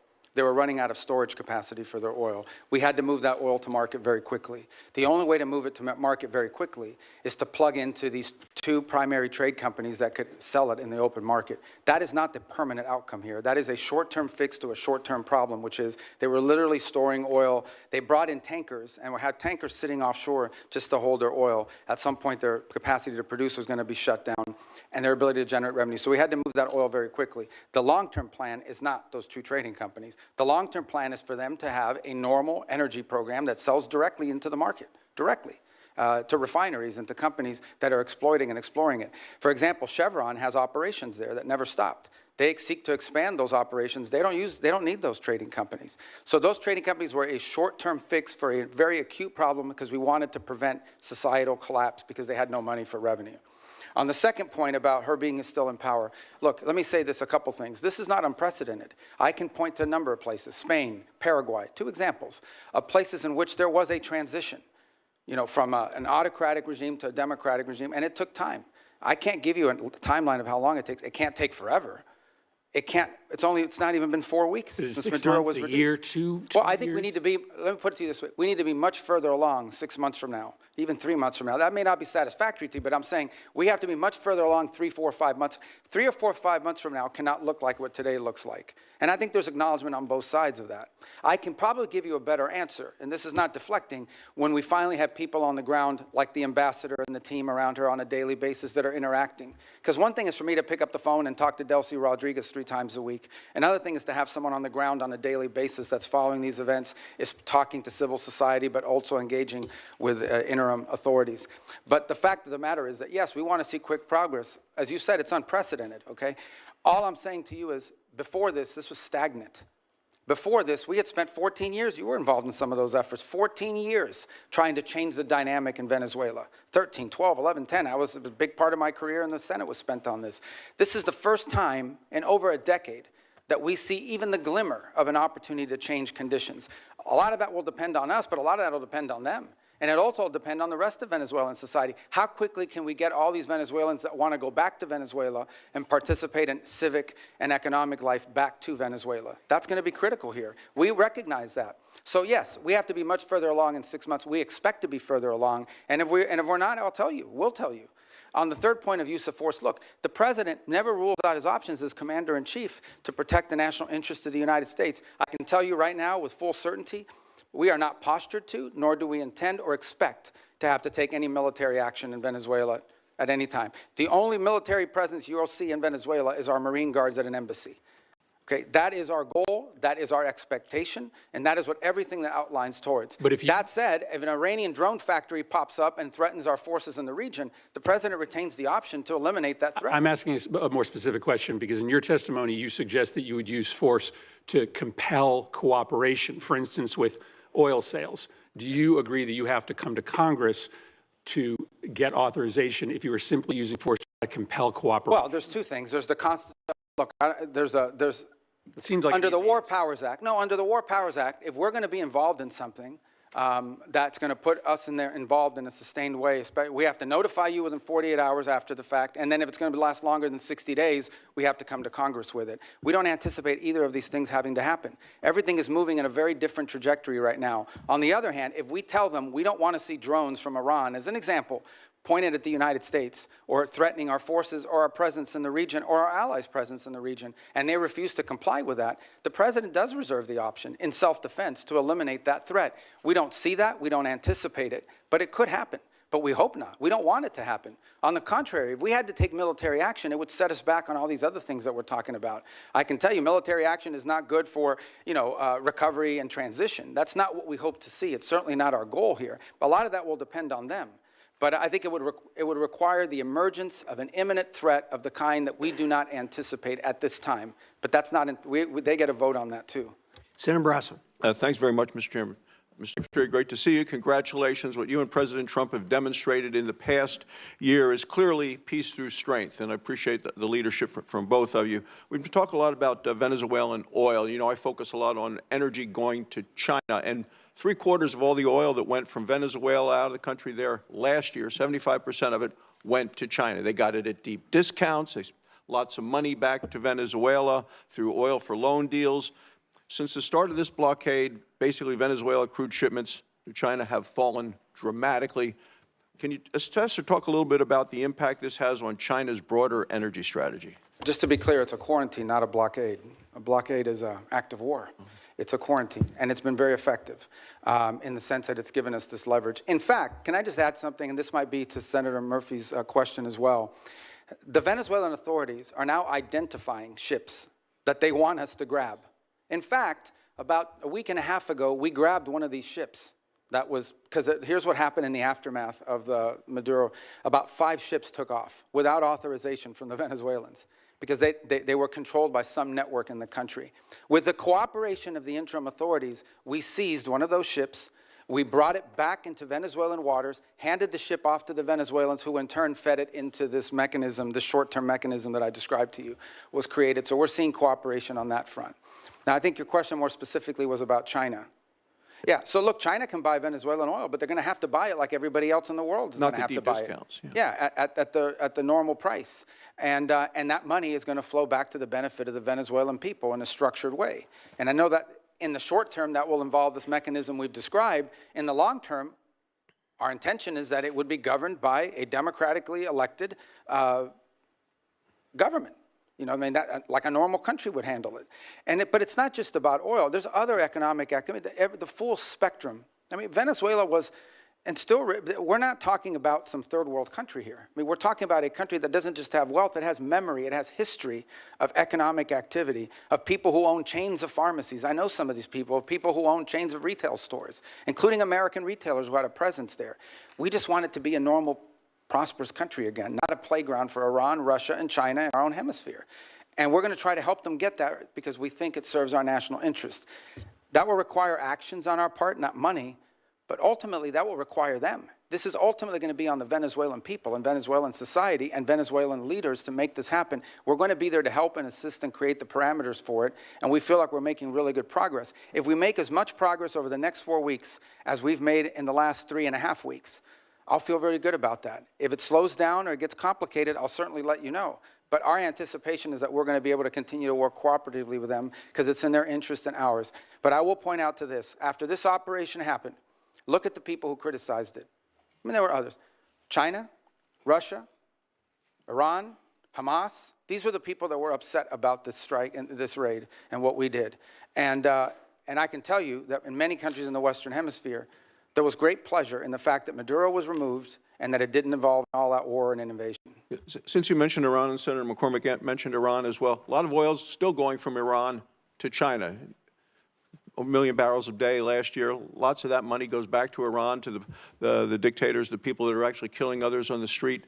Can you talk a little bit about what we can do to prevent that from continuing to go and what we're doing to support the Iranian? Some of that is sanctioned oil. It just requires the willingness to enforce those sanctions. And obviously, that comes with a cost-benefit analysis. The Iranians are also capable of seizing ships and doing that in retribution. But that's certainly something that will be under consideration, and others have done that in the past. And we have seized, for example, weapons shipments in the past that involve Iranian excuse. And in fact, some of the ships, remember, all of these ships that we're seizing with the oil are with court orders. They're either one of two things. We either have a court order from a federal judge that allows us to seize it because it's in violation of a sanction, or it's a flagless vessel in the shadow fleet. And many of these ships here involve Iran. And some of that oil was going to be ultimately transferred to the excess refining capacity that China currently has. Since you mentioned the word shadow fleet, Senator Shaheen and I have legislation on subsea cables. I've asked you about that the last time we were here. The sabotage being done, directly being targeted. I know that Sweden and Finland have both detained Russian ships along those lines. We're going to have a markup on that bill tomorrow. Is that something you continue to support our efforts to go after? It is, and it's featured prominently in the agenda, both at the G7 this year, as it did somewhat last year, but again this year in the G7 will be one of the top items we'll be discussing. And we've also been pushing it as a priority for NATO to consider. The two new things we want NATO to make a priority this year in our conversations are the undersea cable infrastructure and Arctic security, and the third is critical minerals and supply chains, because ultimately you can spend all the money in the world on weapons. If you can't make them because you're missing some chip that requires some mineral that China controls, you're in a lot of trouble. Thank you, Mr. Chairman. Thank you. Senator Kaine. Thank you. We started this operation on September 2nd with the attack on Venezuelans and boats in open waters. And now we are nearly 5 months in. Next week is 5 months. Finally, a public hearing. Wow, how novel. Finally, a public hearing in the Senate or House. This is the first public hearing we've had. 200 folks who are on secret designated combatant lists have been killed. U.S. troops have been injured. Hundreds of millions of dollars have been spent. An armada amassed. The announcement of a new Monroe Doctrine, which does not land well in the Americas. Democrats have been asking over and over again, can we have a public hearing? Can we share what we know with the American public? Finally, a public hearing. But even that hearing is constrained. I'd like to talk about the complete weakness of the legal rationale about the strikes on boats in international waters, but I can't because the administration has only shared it with members in a classified setting. I can't tell you why the domestic rationale is hollow and the international rationale is hollow. I can't tell you why the rationale for attacking Venezuela is hollow because, again, the rationale has been shared with us in a closed setting.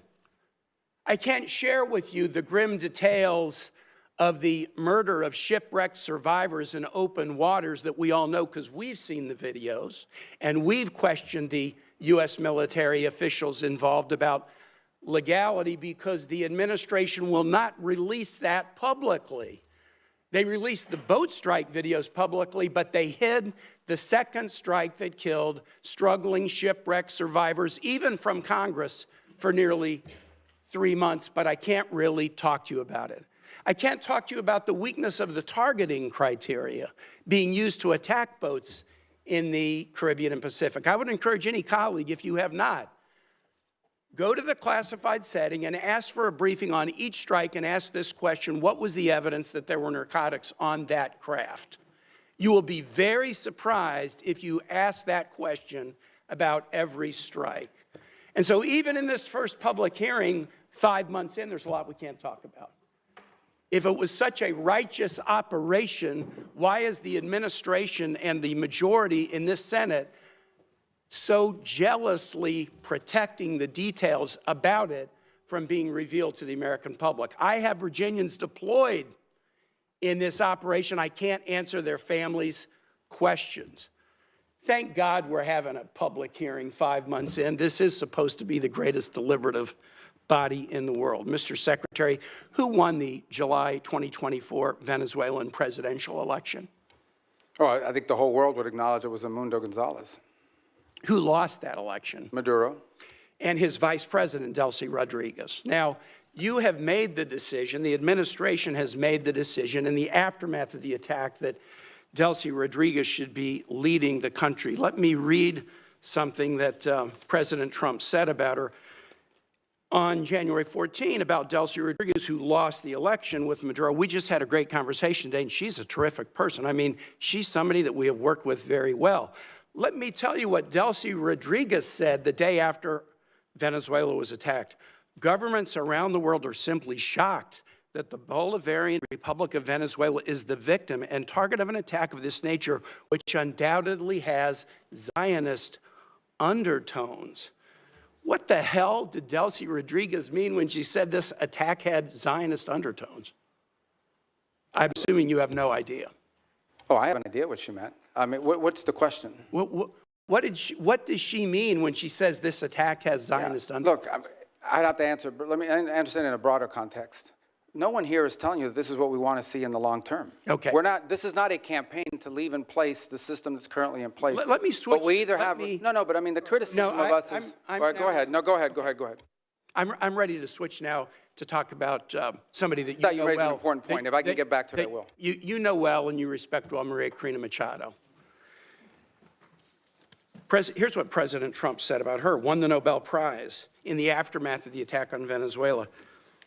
I think it would be very tough for her to be the leader. She doesn't have the support within or the respect within the country. She's a very nice woman, but she doesn't have the respect. What did President Trump mean by that? Yeah. First of all, I've known Maria Corina for probably 12 years, 13 years. Have dealt with her probably more than anybody, as much as anybody on this committee has for certain. And I'll be meeting with her today, in fact. And we met with her a couple weeks ago.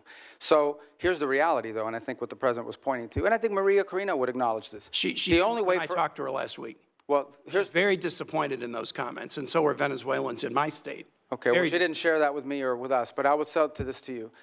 The president is acknowledging is that today, as it stands, whether we like it or not, the elements of control in that country, the people with the guns, the people that control the guns and the institutions of government there, are in the hands of this regime. So we either, on the one hand, we're getting criticized. Some people are saying we don't want regime change. On the other hand, we're being criticized for not undertaking regime change. Mr. Secretary, what we're trying to trigger here is a process of stabilization, recovery, and transition to something where Maria Corina and others can be a part of. You have respect for her, don't you? Sure. Okay, great. My last question is this. And so does the president, by the way. He met with her. They had a great meeting. And he actually spoke to her last week in my presence. Here's what he said after that meeting. We're talking to her, and maybe we can get her involved in some way. I'd love to be able to do that.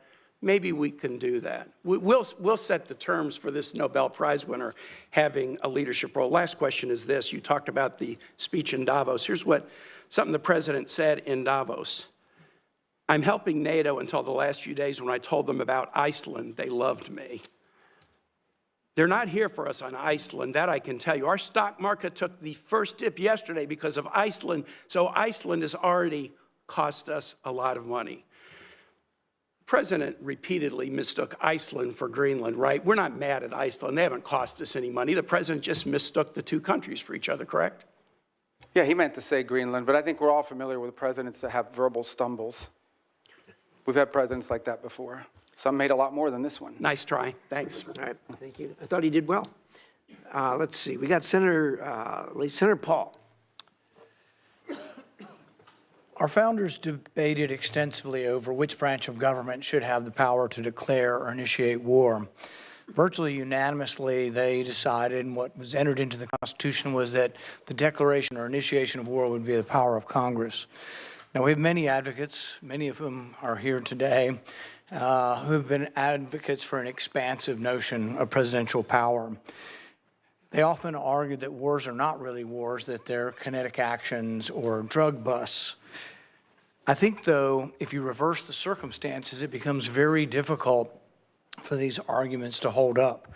So I would ask you, if a foreign country bombed our air defense missiles, captured and removed our president, and blockaded our country, would that be considered an act of war? Well, I think your question is about and I will acknowledge you've been very consistent on all these points the entire career. So let me, no matter who's in charge. So I will point to two things. The first is it's hard for us to conceive that an operation that lasted about 4.5 hours and was a law enforcement operation to capture someone we don't recognize as a head of state, indicted in the United States, wanted with a $50 million bounty. My question would be, if it only took 4 hours to take our president, it's very short, nobody dies on the other side, nobody dies on our side, it's perfect. would it be an act of war? We just don't believe that this operation comes anywhere close to the constitutional definition of But war. would it be an act of war if someone did it to us? Nobody dies, few casualties, they're in and out. Boom, it's a perfect military operation. Would that be an act of war? Of course it would be an act of war. I'm probably the most anti-war person in the Senate, and I would vote to declare war if someone invaded our country and took our president. So I think we need to at least acknowledge this is a one-way argument. One-way arguments that don't rebound, that you can't apply to yourselves, that cannot be universally applicable are bad arguments. So my next question would be, let's say it's not a war. And we're just going to define it away and say it's not a war. That's one of the arguments. So it's a drug bust. What if a foreign country indicts our president for violating a foreign law? Should we extradite our president, or should we be okay if they come in and get him by force? Look, I think ultimately we're always going to act in our national interest. And so if somebody comes after our national interest, like the case you've described, which obviously does not exist at this time, but the case you've described, the U.S. always has the right to act in its national interest and to protect itself. So really I don't know about this equivalency. Well, does this justify them doing it? We're always going to do what's best for the United States and America. We're always going to protect our system. But the point isn't, and you're exactly right, we will act in our national interest and we should. So I'm not disagreeing with you at all. What I'm saying is, though, that our arguments are empty then. The drug bust isn't really an argument. It's a ruse. The war argument, not a war, is a ruse. It's not a real argument. And we do what we do because we have the force, we have the might, we do it because it's in our interest. So we wouldn't let anybody come in and bomb us, blockade us, and take our president. We've had arguments about legitimate, illegitimate presidents, bad elections, rigged elections. So there's all kinds of same arguments that we've had in our country that they've had in Venezuela. But we wouldn't argue for an indictment. And these things aren't idle speculation. I mean, Netanyahu's been indicted by the ICC. And one of the reasons I object to being part of the ICC, and I would say you and the administration probably agree, is we're not going to let any international council indict our president and arrest him somewhere on foreign soil. We're not going to do that. We actually, most of us probably object to indicting Netanyahu in that way as well. So I think the arguments are invalid. So we did get the legal opinion that Senator Kaine referred to, the OLC opinion, Office of Legal Counsel. And I think a lot of it's been released. Plus, they came to our caucus and talked most of the open about everything they had classified. So I will talk about at least one of the arguments. They say this war wasn't a constitutional war, therefore it doesn't rise to the constitutional notion of us declaring or having to initiate the war. It just doesn't rise. And one of their main arguments was not enough people died. And so there is some number that they aren't specific, but there is some number. I would assume, although I'm not positive, but the 50, 60,000 soldiers who died in Vietnam might be enough for them to call that a war. But here's the problem. It isn't the number, it's that it happens in retrospect. See, our founders gave us the power to initiate or declare war. They didn't give us other powers to execute the war. Those are left to the president. But if we have to wait to see how many people are killed, we have to wait, as they describe it, as the scope, nature, and extent. If we have to wait to see the scope, nature, and extent, the war has been going on for some time. It's hard to vote to initiate a war that's been going on. And we can say this war is over, but we're still blockading it, and we may go back in. But there are no clear answers. You know, we put 2,000, we leave 2,000 troops in. Are we going to call that war and initiate it? So the definition of war is very important. And I think we have to acknowledge the problems with our argument. Calling things kinetic action is a disservice to our soldiers. Oh, you weren't really wounded in war. You don't have a Medal of Honor for war. You have a Medal of Honor for a kinetic action. So I think let's call it what it is, and let's vote on these things. But I think we're in violation of both the spirit and the law of the Constitution by bombing a capital, blockading a country, and removing elected officials. And we certainly wouldn't tolerate it, nor would I if someone did it to us. Well, we didn't remove an elected official. We removed someone who was not elected, and it was actually an indicted drug trafficker in the United States. And their system— Our laws, indicted under our laws. Look, Bolsonaro says that Da Silva is not really the president of Brazil. Our president said Biden wasn't really the president. Hillary Clinton said in 2016 Trump wasn't the president. So you have these arguments, and I agree with you. It probably was, and most likely was, most assuredly was a bad election. He wasn't really elected. But at the same time, if that's our predicate, and you don't have to come to us because it's a drug bust, we're just removing somebody, you can see where it leads to, and it leads to chaos. And that's why we have rules like the Constitution, so we don't get so far out there that presidents can do whatever they want. It is this check and balance. And I would argue for 70 years we've been going the wrong way. It isn't just this president, but it's a debate that I think is worth having. Oh, thank you, Mr. Chairman. And I want to associate myself with the comments of Tim Kaine. The fact that we're 5 months into this, and this is the first oversight hearing, is really a complete failure of the responsibility of Congress, failure of this committee to demand oversight, but also a reflection of the reluctance of the administration to engage in the proper consultation with Congress. So I hope we can do a lot better going forward, and that we'll see you at least every 6 weeks or so, not every five months. I also feel like the strategy of keeping basically these very weak arguments secret so that they can't be discussed openly for the legal justifications. I've gone down and read them, and there's a reason, obviously you'd be incredibly embarrassed if those were public, so make them public. Let's have an actual transparency here in the United States of America. And let's be clear about what has gone on. We had a dictator we didn't like. We've replaced it with a dictator we think we can manipulate. And if that doesn't work, we'll do something else in order to pry open that economy for oil. And I must say that you did say something I liked. So let me emphasize that. I'm making progress. Yeah.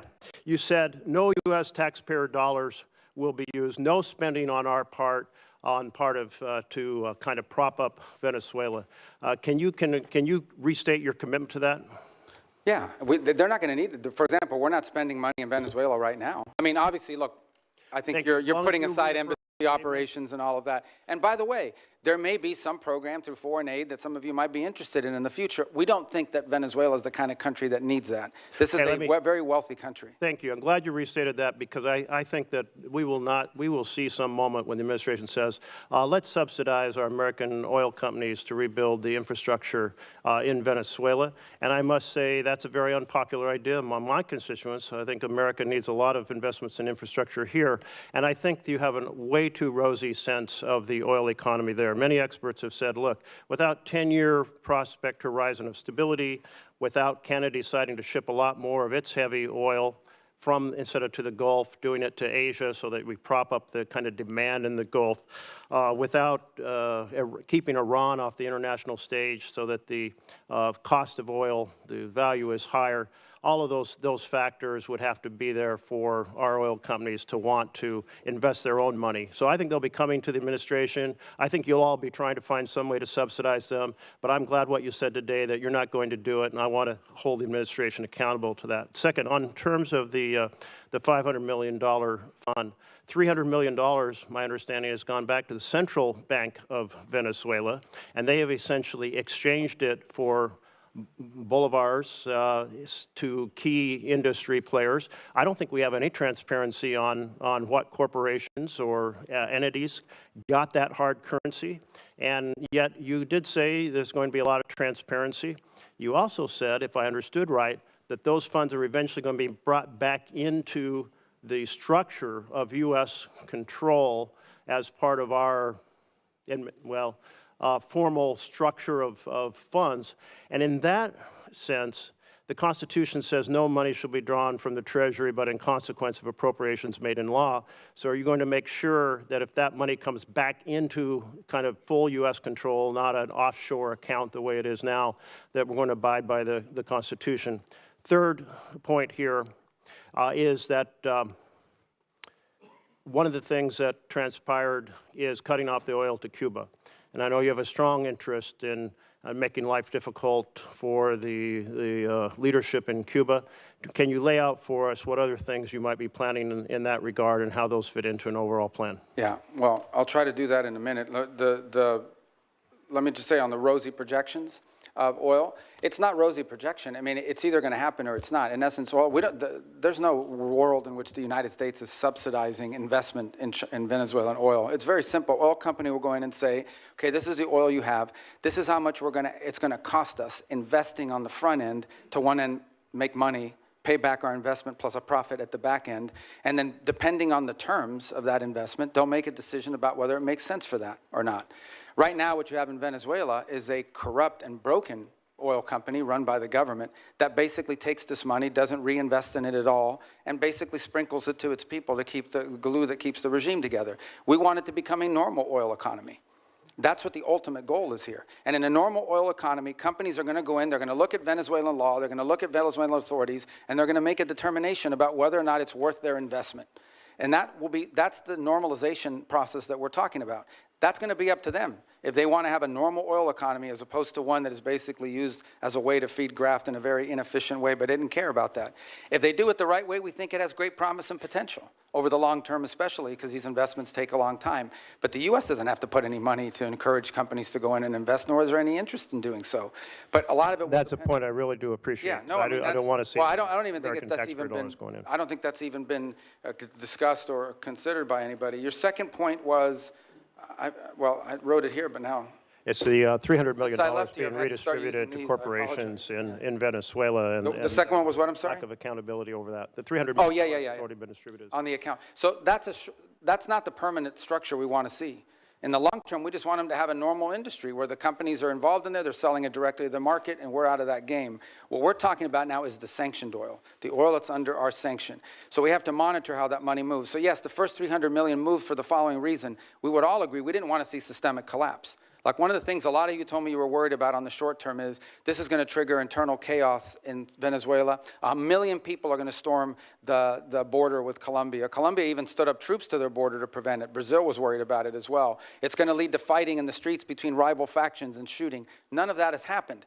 And key to that stabilization is ensuring that the government had enough money to meet payroll and meet their basic needs as part of the stabilization. We should not confuse stabilization with transition. This is not what the permanent structure is going to look like. Look, the Treasury's handling the structuring of that account, so I would refer you to them, and I can get you an answer for them as to what the legal framework of that Treasury blocked account is going to look like. That would be very helpful, because what you just mentioned, money to meet payroll, is very different than what we've heard about the money being used to give hard currency to key corporations inside of Venezuela, which would not be meeting payroll. Well, This is where complete oversight is required. Well, we'd like to have transparency over how that's being Yeah, remember, the first $300 million we're going to have to, on that one, because of the urgency in moving funds to keep the place stable, is going to require us to undertake a retroactive audit of how that money was spent, the first $300 million. But there's probably another $2.5 to $3 billion down the pike at some point, which will have front end through this process I described. I'm not sure if you were here or I described it, and we're still finalizing it. But basically, the way it would look is we would send them a letter saying, on the sanctioned oil proceeds, this is what it could be spent on, and you have to agree to contribute, you have to agree to pay for an auditing system to make sure that that's how it's being spent. That's the process we're trying to create. Again, on Friday, we'll mark the 4-week mark of this all began. I understand, we live in a world where the items move very quickly. This was front page news of 3 weeks ago when we scheduled this hearing, and today other items have captured the attention, but we remain focused on it. So it's only been 3 or 4 weeks, but that's the process we're setting up with Treasury, and obviously as we finalize it, we'll provide that to you. But this is not permanent. This is not the system we want to see in place in the long term. We want to see a normal country. What was your third question? Cuba. Oh, Cuba. Cuba. Oh, okay. I'll tell you about Cuba. Okay. Secretary Rubio, as you know, in our home state, this was very popular. Cubans, Venezuelans, Nicaraguans, basically everybody in Latin America has been fighting. A lot of them are in Miami, as you know, because they've had to leave these countries because of socialism and lack of opportunity. So what the president did, the willingness of the president with your support and with Pete Hegseth's and military was very, very, very well thought of. So the first thing I want to say is on behalf of Floridians, thank you for what you guys did.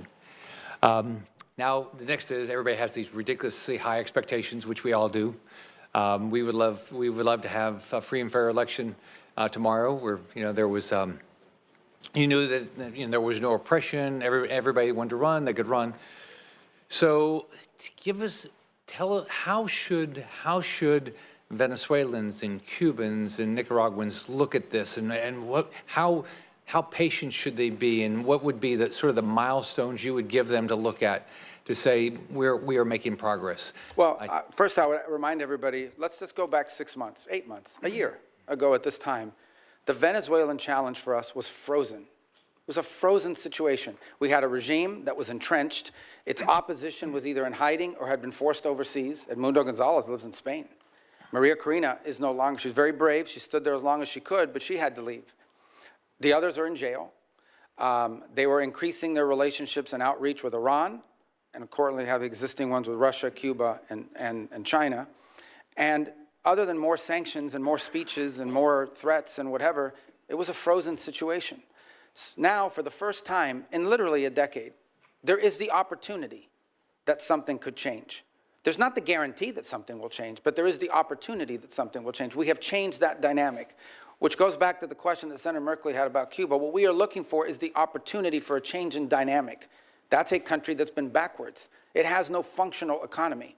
The people, you can call them Marxist, we can call them communist, but not even Lenin would recognize this version of communism and Marxism that they've instilled in Cuba. It's an economic model that hasn't worked anywhere on the planet.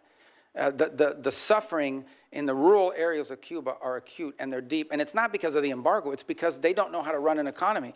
How is it the fault of the US embargo that Cuba, one of the world's largest sugar producers, now imports sugar?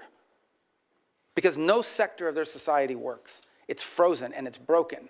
But in the case of Venezuela, we have a glimmer of hope now, the opportunity to change the dynamic. Now, what that will require is smart decisions on our part, but ultimately it will require decisions made by Venezuelans, both those currently in charge of the interim authorities and those who may be in charge in the future as well to step forward. It is our sincere belief that the only way you're going to have a free, prosperous Venezuela that's allied with the United States is one in which every sector of their society is represented in their politics. And that includes many people who currently live abroad.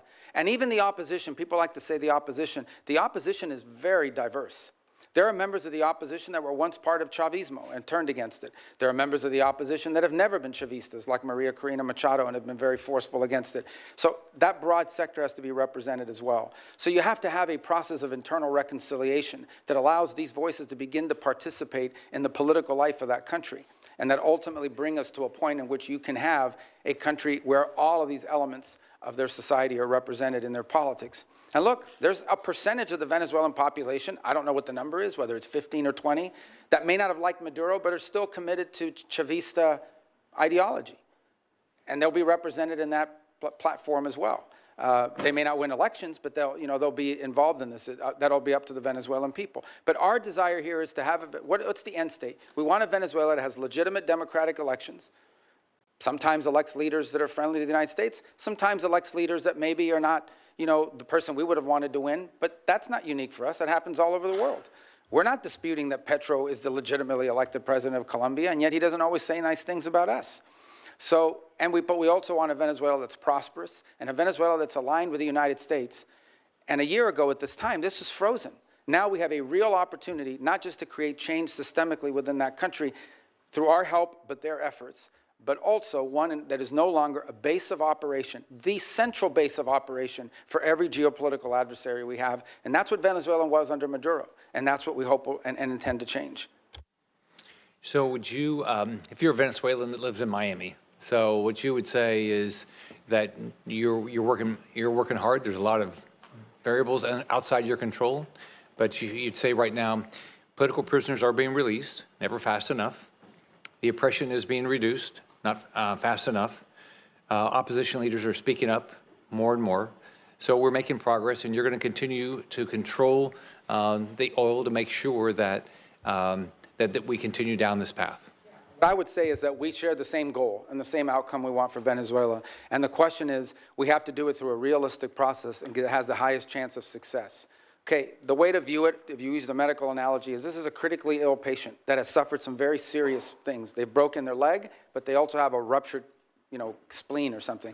You've got to deal with the life-threatening first before you deal with a broken leg. And even when you deal with a broken leg, there's going to be a period of rehabilitation. You don't just go from having your leg repaired in a surgery to running on a treadmill the next day. There's going to have to be a process here. But the process has an arrow moving towards accomplishments, achievements, and positive things. What I would say to the people who I know quite well as you do is, for the first time in over a decade and a half, there is the real possibility of transformation. And a lot of it will depend on them, because there are many people living in Florida and across the country who would like to go back and be a part of Venezuelan economic life.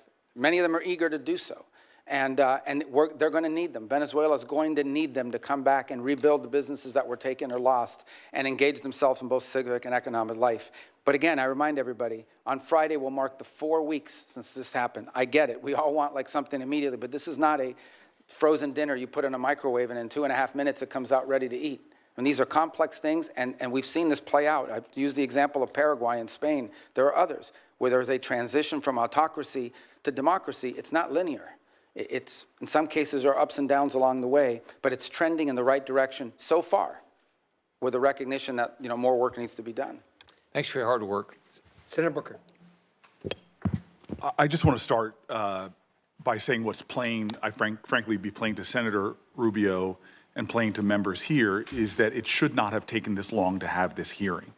Fundamentally, we have a crisis, I believe, in our democracy right now, which is a failure of Congress to do its job, to provide checks and balances, oversight, to provide the kind of constitutionally mandated work that we should be doing to keep a balanced government. We have operations right now that are literally costing the American taxpayer tens of millions of dollars a day. The buildup in the Caribbean alone is hundreds of millions of dollars a month, but we're not providing that kind of oversight that's necessary. So from our power to the purse, to our important work of providing a check and balance to an administration, what we're seeing right now is unacceptable and speaks to what I think is a growing constitutional crisis in our country, which is a Congress that is just lying down for the administration to do whatever it wants, whenever it wants. I want to pick up on my colleague's questioning because I actually know from years of conversations with you your heart about human rights in countries like Venezuela, Mr. Secretary. And you issued a travel warning, a level 4 travel advisory from your department's website that says, right now in Venezuela, there's a high risk of wrongful detention, torture, terrorism, kidnapping, arbitrary enforcement of laws, crime, and more. And when we hear from the president that he is in charge, that you all are running this government to that extent, I have a lot of concerns when it comes to the rampant human rights violations that are persisting. Cabello is Maduro's key hardline enforcer. He's continued to intimidate and suppress Venezuelan voices. He remains in control of Venezuela's security forces, security services, the colectivos. We're seeing extraordinary examples that the constant oppression of the people is continuing as these folks are remaining in control of the country. So I just want to know what is the plan to address in a much more aggressive manner these severe human rights violations and to try to stop these armed militias. Because if we are doing things to stabilize their government, if we're turning over resources and money to the very groups that are creating these horrors, that seems to me against America's values, and it seems to me something that is should be unacceptable to Congress on both sides. Yeah, well, absolutely. The Venezuela I described that we want to see emerge from this is one in which none of that is happening. If you think about travel advisories are us imagining worst-case scenarios. We have a duty to warn American citizens when they travel to a place that does have a history of Americans being arrested, of Americans being taken. And they may be taken by a deliberate action of a government or entity related to the regime. They may be taken by criminal gangs that control parts of that society. For example, you have these colectivos, as they're called, which basically are these armed motorcycle gangs that are allowed to act with impunity in return for their support for the Maduro regime in the past. You have the ELN and the FARC and other drug trafficking organizations, including Tren de Aragua, that are involved. Again. So these are real risks that we have a duty to warn Americans. Here's what we didn't want to see, and I don't mean to interrupt you. We have this announcement that Maduro's been taken. All of a sudden, people conclude, oh, he's gone, let's flood over there, let's all go over there, and we could expose people to danger. But this is the hypocrisy that I see. At the same time that you're issuing the human rights cautions about what's going on there for Americans, you have a president that's lifting temporary protected status for Venezuelans. Many of them are individuals that have lived in our country for years, if not decades.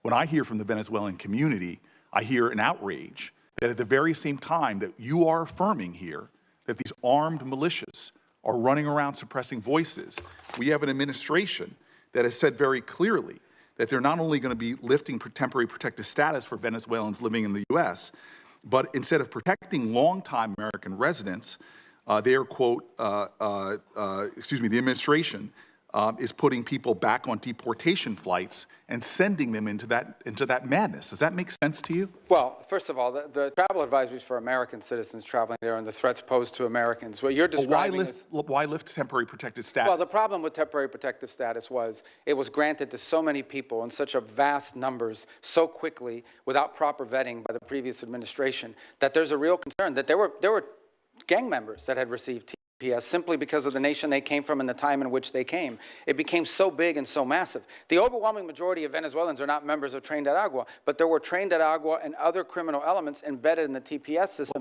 And the numbers were so large that the administration felt it had to cancel the program in order to appropriately vet it through on the individual cases. Excuse me, Mr. Secretary, this might not surprise you. I don't trust this administration and the way they use terms like terrorist. I've seen them calling American citizens domestic terrorists who are people trying to peacefully protest.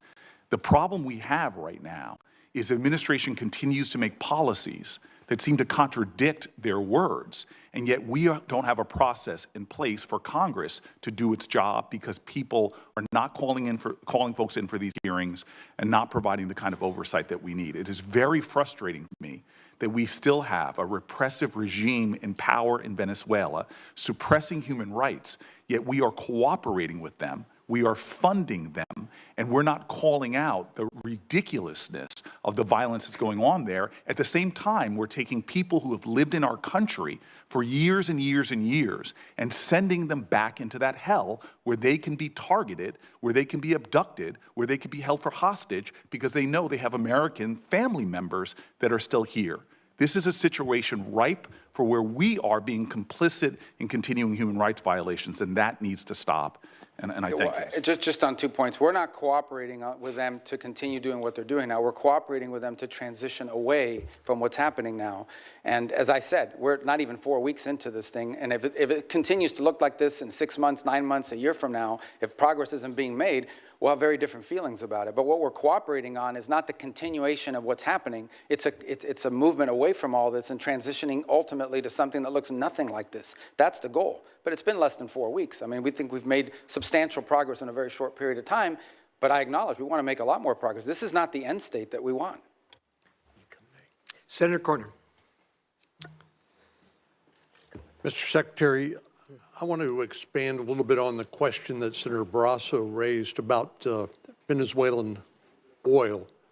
But primarily what I want to do is focus on something that's come to be known as the shadow fleet or ghost fleet of Russian and Iranian oil that's been used, that's subject to sanctions, which has, with the complicity of Venezuela, been used to evade sanctions to help fund the Russian war against Ukraine and help Iran remain the #1 state sponsor of international terrorism and fund its proxies, which have been responsible for so much death and misery in the Middle East. So it strikes me that Venezuela, even though it has a lot of oil, has been more involved in trying to assist its allies, namely Iran and Russia, in circumventing these sanctions to help them fund their nefarious activities, both in the Middle East and in Ukraine. But obviously, they're also a source of additional energy, which is needed by China. Can you help us understand that better? And is the law enforcement operation to arrest Nicolas Maduro and the current status of our engagement with Venezuela helping us deal with that ghost fleet or the evasion of sanctions? Yeah, on the first point, on the second point, absolutely, it's helping us deal with it because it's a complex situation to describe. The oil in Venezuela, we all think is under the control of one entity, and some of it is, but you literally have a place in which certain individuals, the glue that held the regime together was corruption and graft. Like people said, I'm supportive of this regime, and they didn't, not because they like Nicolas Maduro, but because Nicolas Maduro set up a system that guaranteed them a profit. Some people were making that profit from drugs. Some of them were making it from stealing money from their food program called CLAP. Some of them were making their money from an oil field that was literally given to them in exchange for buying them their loyalty. Some were making their profits from all three. and other activities. So there's no doubt that his removal has created the conditions to begin to move away from that. That's why we sanction their oil. The ghost fleet exists for the following reason. When something is sanctioned, when we say it is illegal for them to move this oil, none of the traditional legitimate tankers will carry that oil. They won't touch it because they don't want to be sanctioned by the United States. So you have to turn to these pirates. You have to basically turn to these ships that are either falsely flagged, meaning they're flying the flag of Liberia, but they don't really have a Liberian flag, or are stateless in their capacity. And they have to turn to them, and they turn to these vessels. And these vessels are made up with crews from all over the world. We seized one where the majority of the crew members were Ukrainian. We've seized others, the majority of them are Russians, and a mix and what have you. And so what's happened is a lot of this oil is going, a lot of this shadow fleet oil is going even outside the PDVSA system. And those are the ones that we have now been seizing as well, as the ones that are involved outside the PDVSA system. Our goal is to rope all of this illegal oil into a channel that goes into this account that ultimately goes to the benefit of the Venezuelan people. This is an interim step. This is not the way we want the oil industry to look like in perpetuity. This is simply a way to provide revenue so that there isn't systemic collapse while we work through this recovery and transition phases. So there's no doubt that when Maduro was there, we had no cooperation on any of this. Zero cooperation. But I will tell you this, since the time Maduro was removed, not a single illegal ship has headed towards Venezuela. And the ones that you hear us seizing are all the legacy ones that took off or have been seized in the past. So we have got a really good handle on this as a result of it. And what's really changed is the dynamic that the Venezuelan interim authorities are now actually helping us identify shadow fleet ships that they want us to seize and feed into this new interim mechanism. So let me turn to Iran. Obviously, the president authorized a strike against their Iranian nuclear program, and what I consider to be a magnificent demonstration of American military power. And even though the arrest of Nicolas Maduro was not primarily a military operation, but they provided the support to law enforcement authorities as they executed an arrest warrant against Nicolas Maduro. Likewise, I think most Americans were very proud of how the U.S. government and particularly the U.S. military have performed.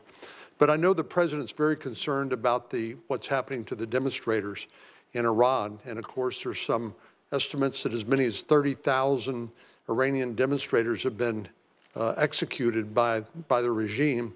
But I know the president's being presented with a range of options. We notice a lot of movement into the region by our Navy and other authorities.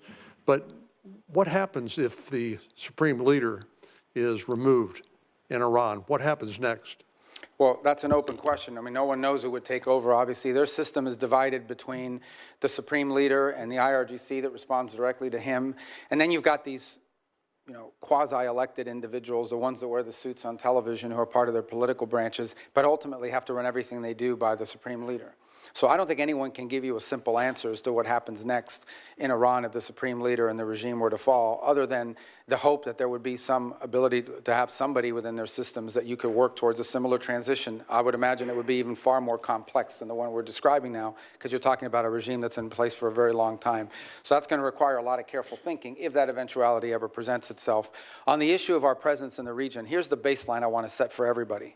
The baseline is this. We have 30 to 40,000 American troops stationed across 8 or 9 facilities in that region. All are within the reach, theoretically, not theoretically, in reality, all are within the reach of an array of thousands of Iranian one-way UAVs and Iranian short-term ballistic missiles, short-range ballistic missiles that threaten our troop presence. We have to have enough force and power in the region, just on a baseline, to defend against that possibility, that at some point, as a result of something, the Iranian regime decides to strike at our troop presence in the region. The president always reserves the preemptive defensive option. In essence, if we have indications that, in fact, they're going to attack our troops in the region, to defend our personnel in the region.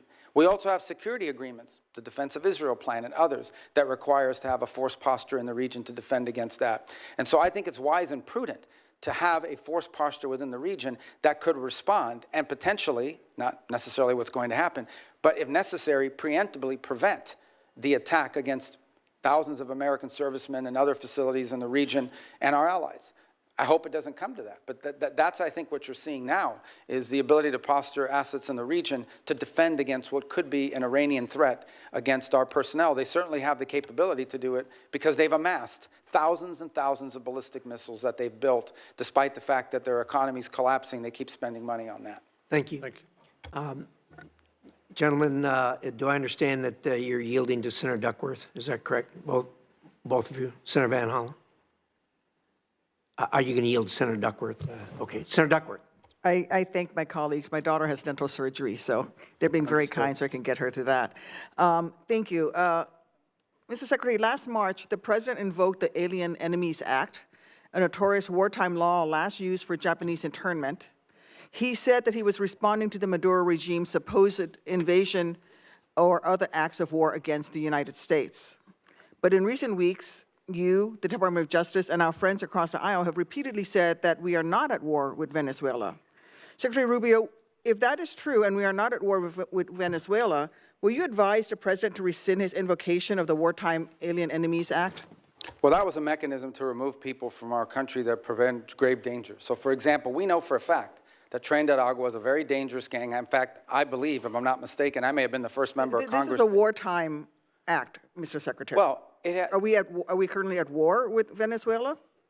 No, we're not in a state of war in Venezuela. Okay, the Supreme Court has described the Alien Enemies Act as a wartime power, our Supreme Court.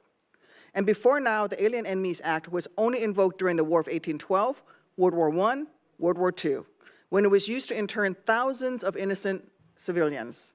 Are you really arguing that the President should be able to wield an internment law? No, but we're talking about two separate things here. So you're talking about the state of Venezuela or are describing the regime. And we're talking about, but what the President designated. Invoked the Alien Enemies Act. I know, Senator, but let me be clear with you. No, but what the President was talking about are these gangs that have, and these narco-trafficking groups that are waging war on the United States. There's no doubt. These groups have waged war on the United States. They have waged, for example, Tren de Agua is not just a criminal gang presence in our street. It is a criminal gang directly responsible for narco-trafficking. The Trump administration has acknowledged that the vast majority of the men it rounded up and deported to torture under this law had no criminal records whatsoever. We didn't torture anybody. Over 75%. Who did we torture? We haven't tortured anybody. We've arrested people that are members of gangs and we've deported them. We don't want gang members in our country. Independent investigations have found that many of the men were here legally.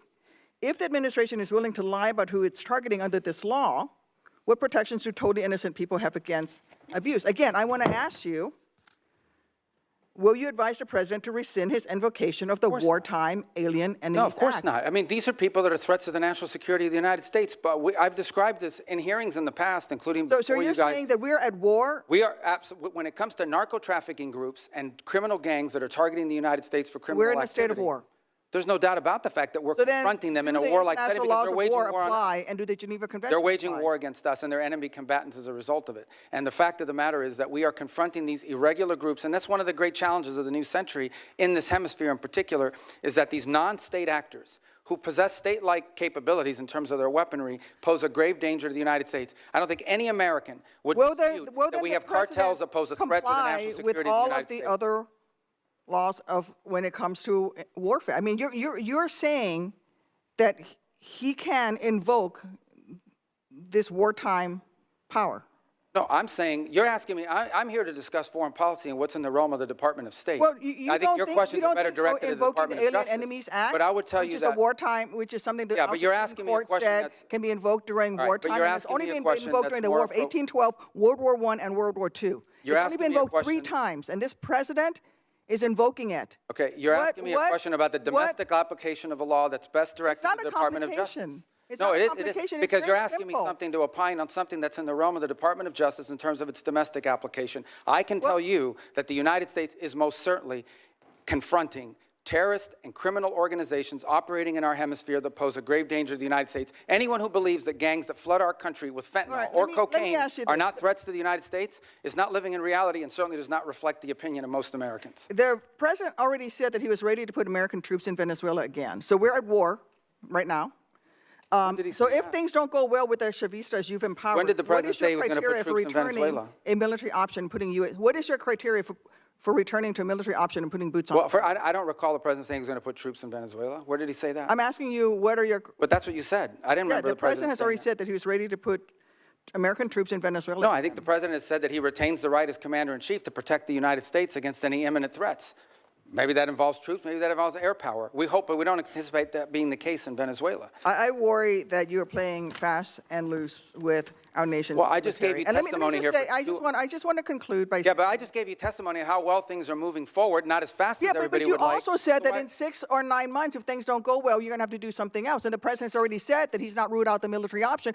And you've also just said that, yes, we are at war. The president has But wartime every powers. president retains So the power to use military to it's reasonable for me protect- to ask you, And I gave you a very specific example. Every president retains the right to defend the United States against an imminent threat. Yes, if there are just give you an example, Iranian drones deployed in Venezuela that could threaten the United States, we most certainly will address that, even if it's located in Venezuela. But we hope we don't get to that point. We don't expect to get to that point. I don't think that we're not trending in that direction. That's a fact. But that said, you know, on the one people hand, of America people are here worried that unhappy this we're is a president cooperating who with engages Venezuela. in yet On the other hand, another they want us to forever go to war, with Mr. them. Secretary. What's We that? don't need to be in another forever war, and that is the path that we are going towards. And let me just say, Well, how are we let me going towards a conclude- let me forever just- let war me if we're just dealing with conclude. we're Well, dealing you're with not Delcy ruling out a Rodriguez every military day? option. You're not going to ask him to rescind his invocation of the Alien Enemies Act. That puts Americans in jeopardy. And let me just say something about the president's recent comments about NATO allies. When I served in Iraq, there were Polish forces there with us. There were British forces there with us. There were Spanish forces there with us. I personally landed in Elzi, España, which came under direct attack by insurgents.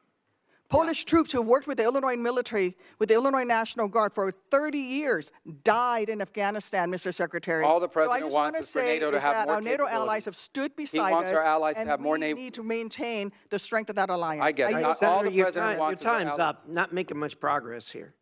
Well, let me just very say, the much. president Let's- just wants our allies to have more capabilities to be involved in operations like that, God forbid, in the future if necessary. That's not what an he said. unreasonable He said request. that they stayed a little behind, and they certainly did not come to our defense. And Well, which not they every did. country in Europe, not every country in NATO participated in those missions. Some did.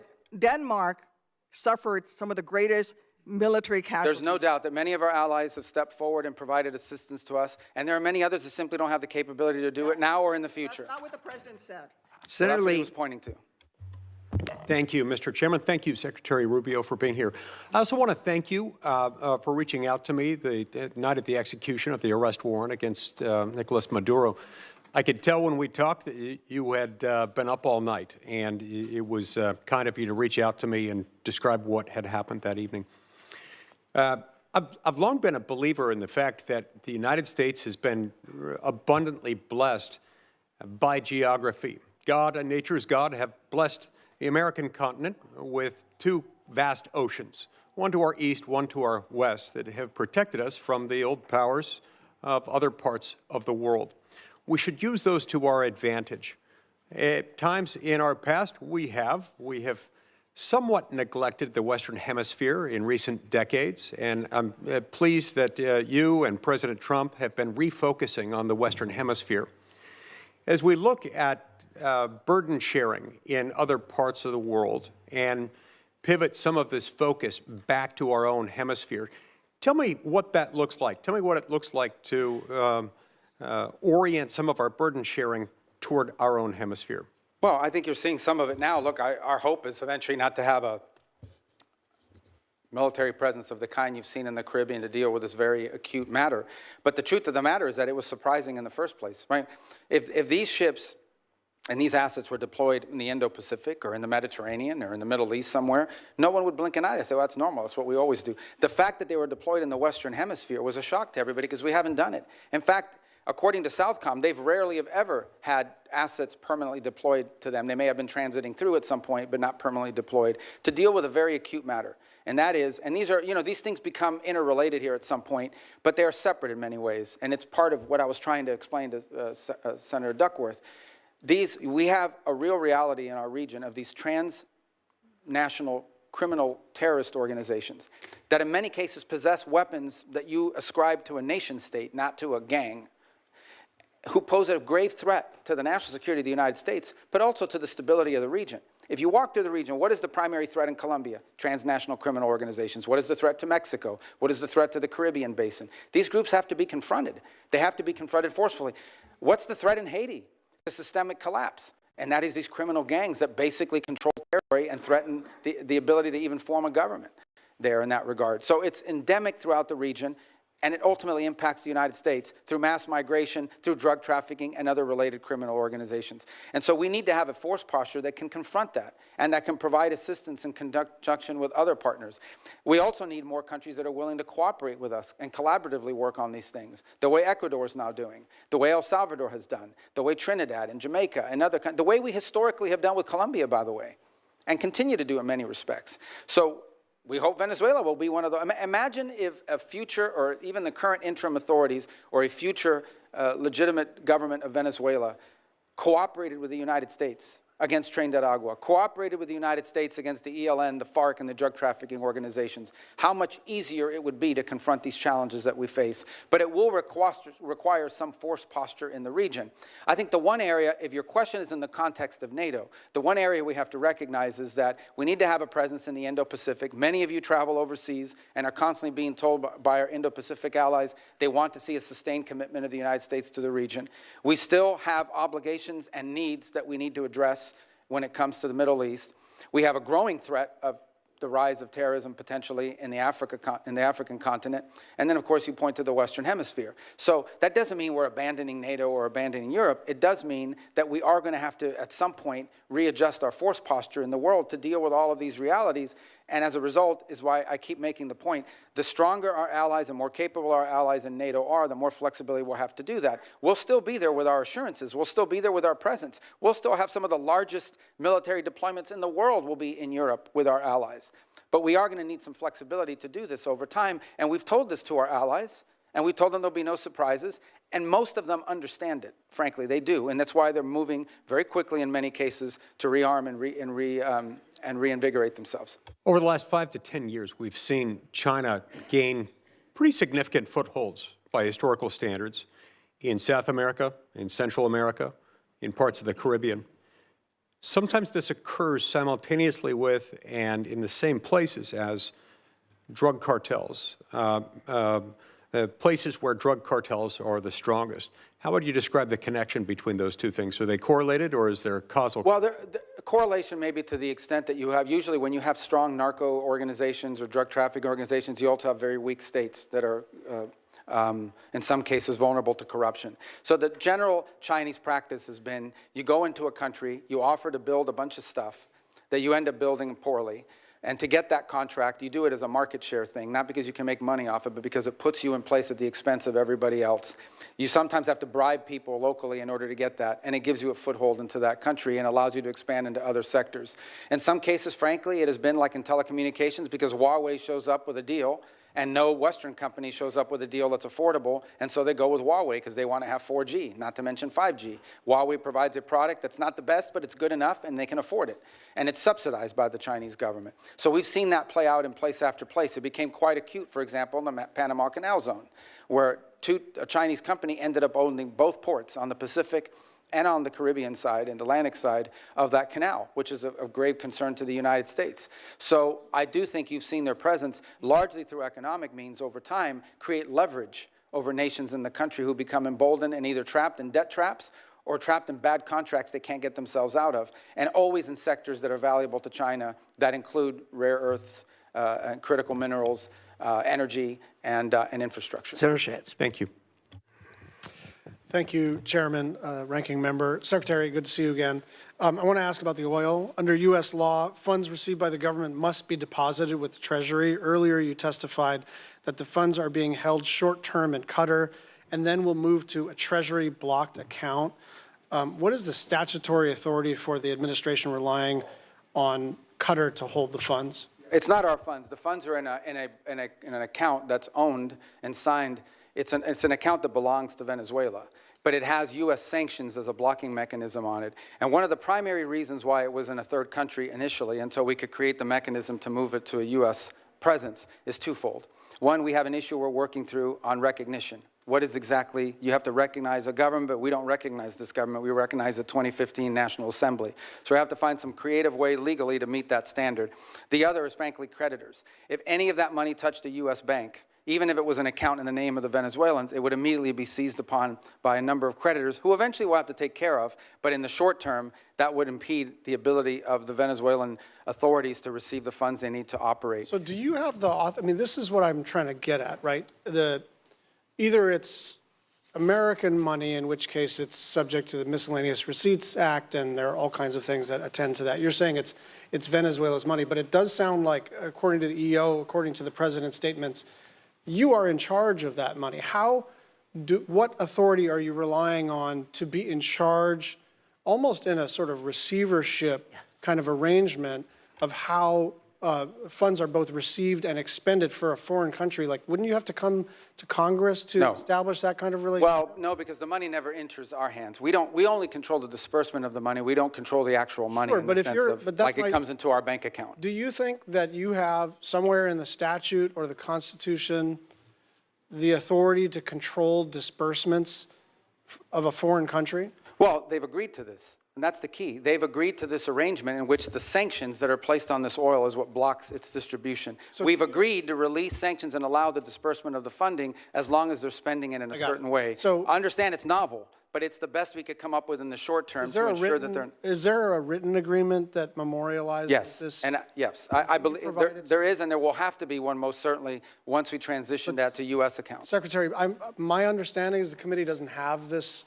agreement. Well, I can... If we do or we don't? Yeah, and you probably wouldn't because it's a Treasury matter. Treasury's handled it, but I can most certainly talk to Treasury about providing you the information. Also, you're the National Security Advisor, so you do have a role here in coordinating between the departments, so it's not just like you can punt this to Treasury. Yeah, I just didn't bring the document with me. I got it. Okay. I just want you to land it and get it to the committee, because, look, you're being transparent. I think this is novel. I think it's funky. I think it may not even be permissible, but I don't know until I see the document, and I'd like you to just land it for us, if that's all right. Yeah, no, like I said, and by the way, by the time I get it to you, hopefully we won't even have that account anymore. It'll be in a bit more traditional, where we can use our sanctions as leverage on how the money's being spent.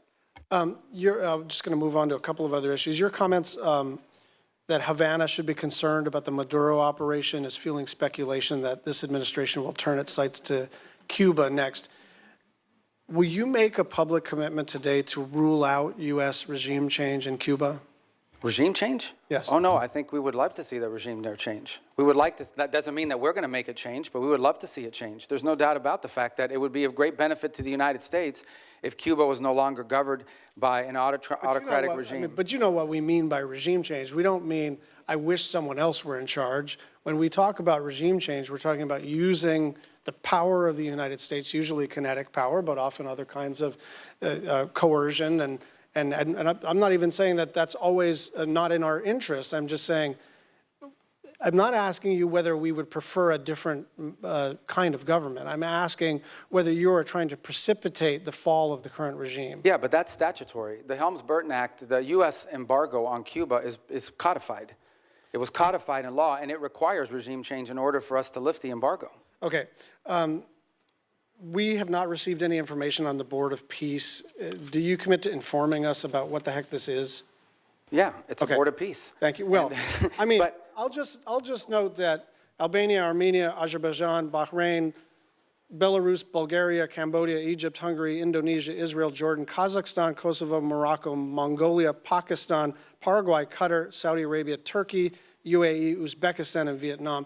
There are a lot of countries with whom we normally work very closely and with whom we are aligned geopolitically and in terms of values that are not on the Board of Peace. And so I think it's reasonable for us to wonder whether something in terms of a, I don't know, competitive structure to sort of either undermine the UN or circumvent the UN. I just worry that a lot of our friends are not on that list, and some of our adversaries are. So to 2 points, the impediment that they have is, first of all, it was chartered by the UN. I mean, the UN, it's a UN resolution that actually created the mechanism by which the board was set up.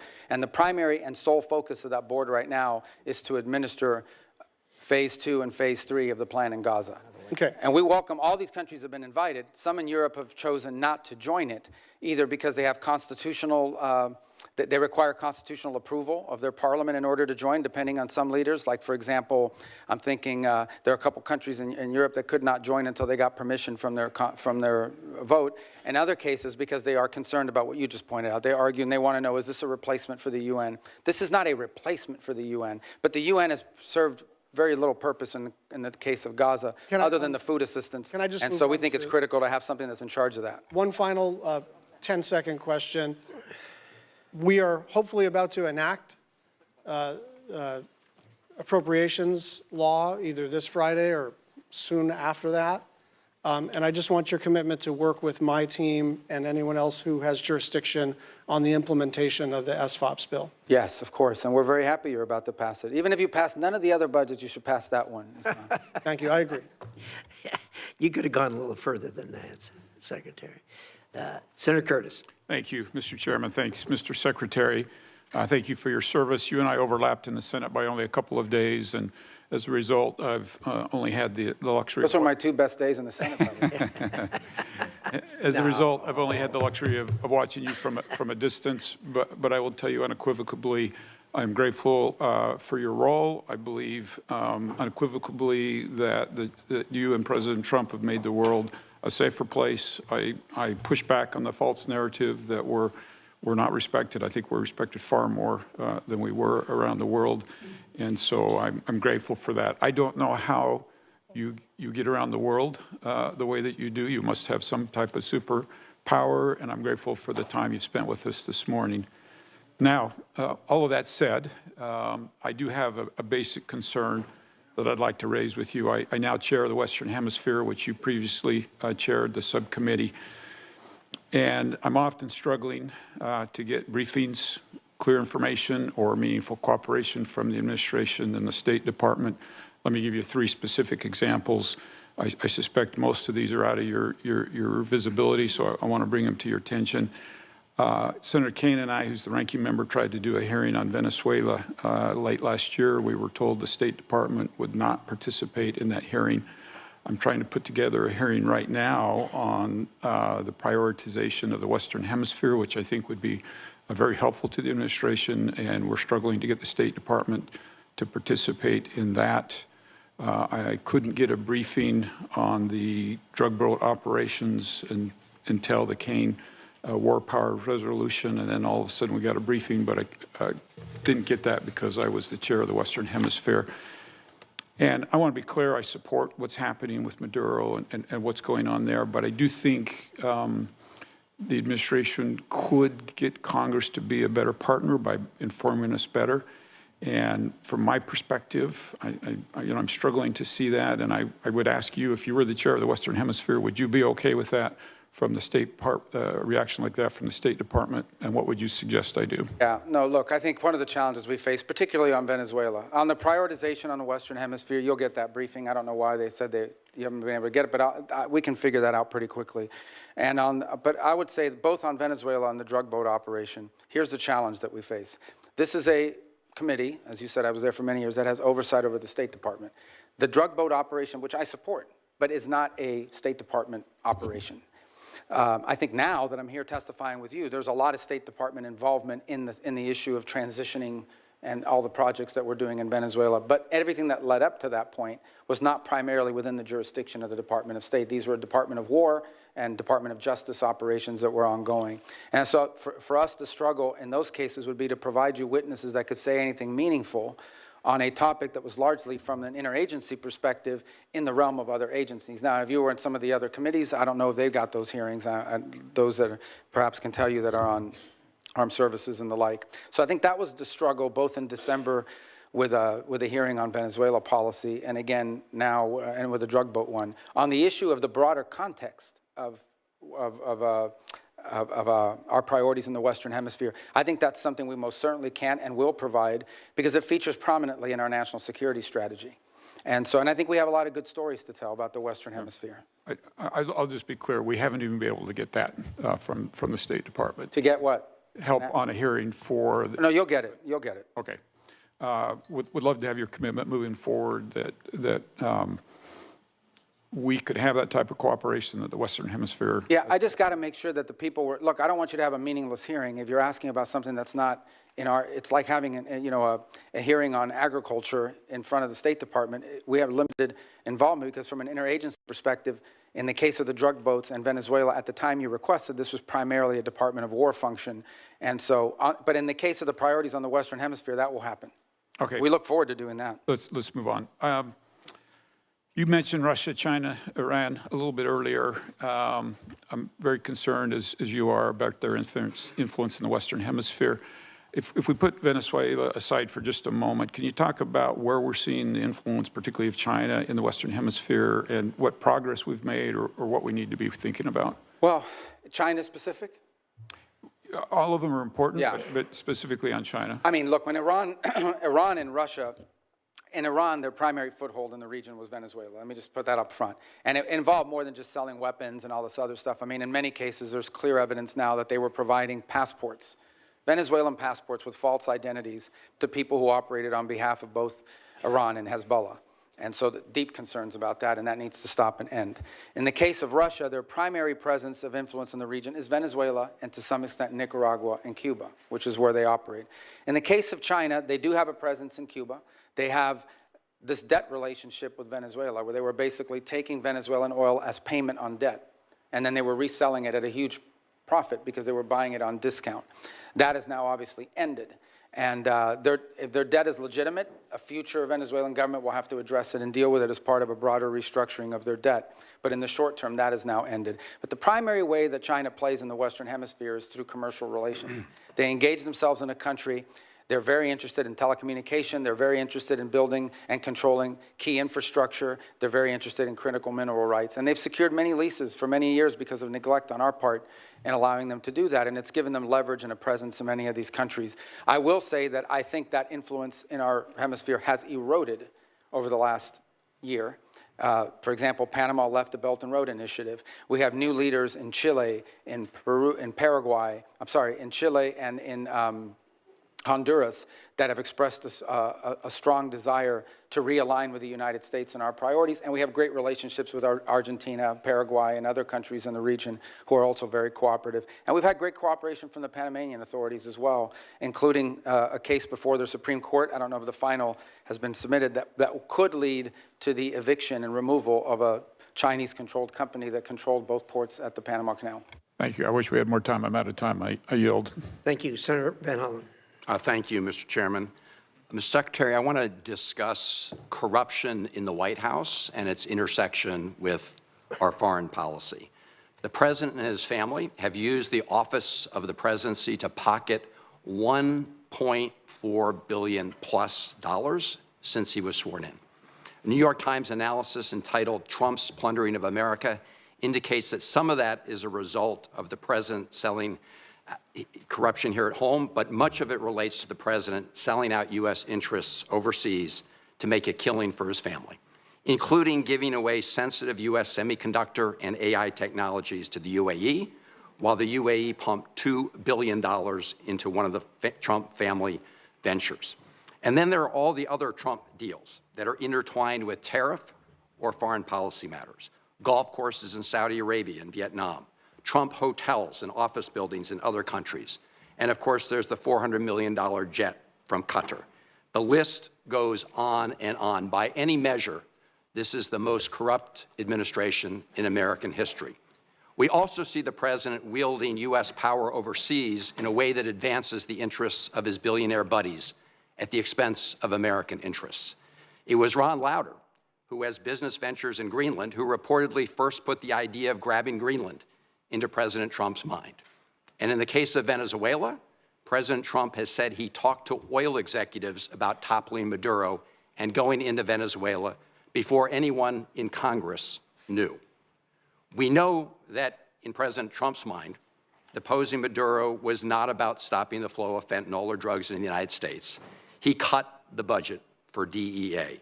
He pardoned the former Honduran president convicted of drug running. And the new president, Delcy Rodriguez, has herself been long suspected by DEA of being involved in drug smuggling. She's also a longtime hardened communist leader So this operation certainly was not about bringing more freedom and democracy to Venezuela. In fact, the president told us what it was all about at his big press conference after seizing Maduro.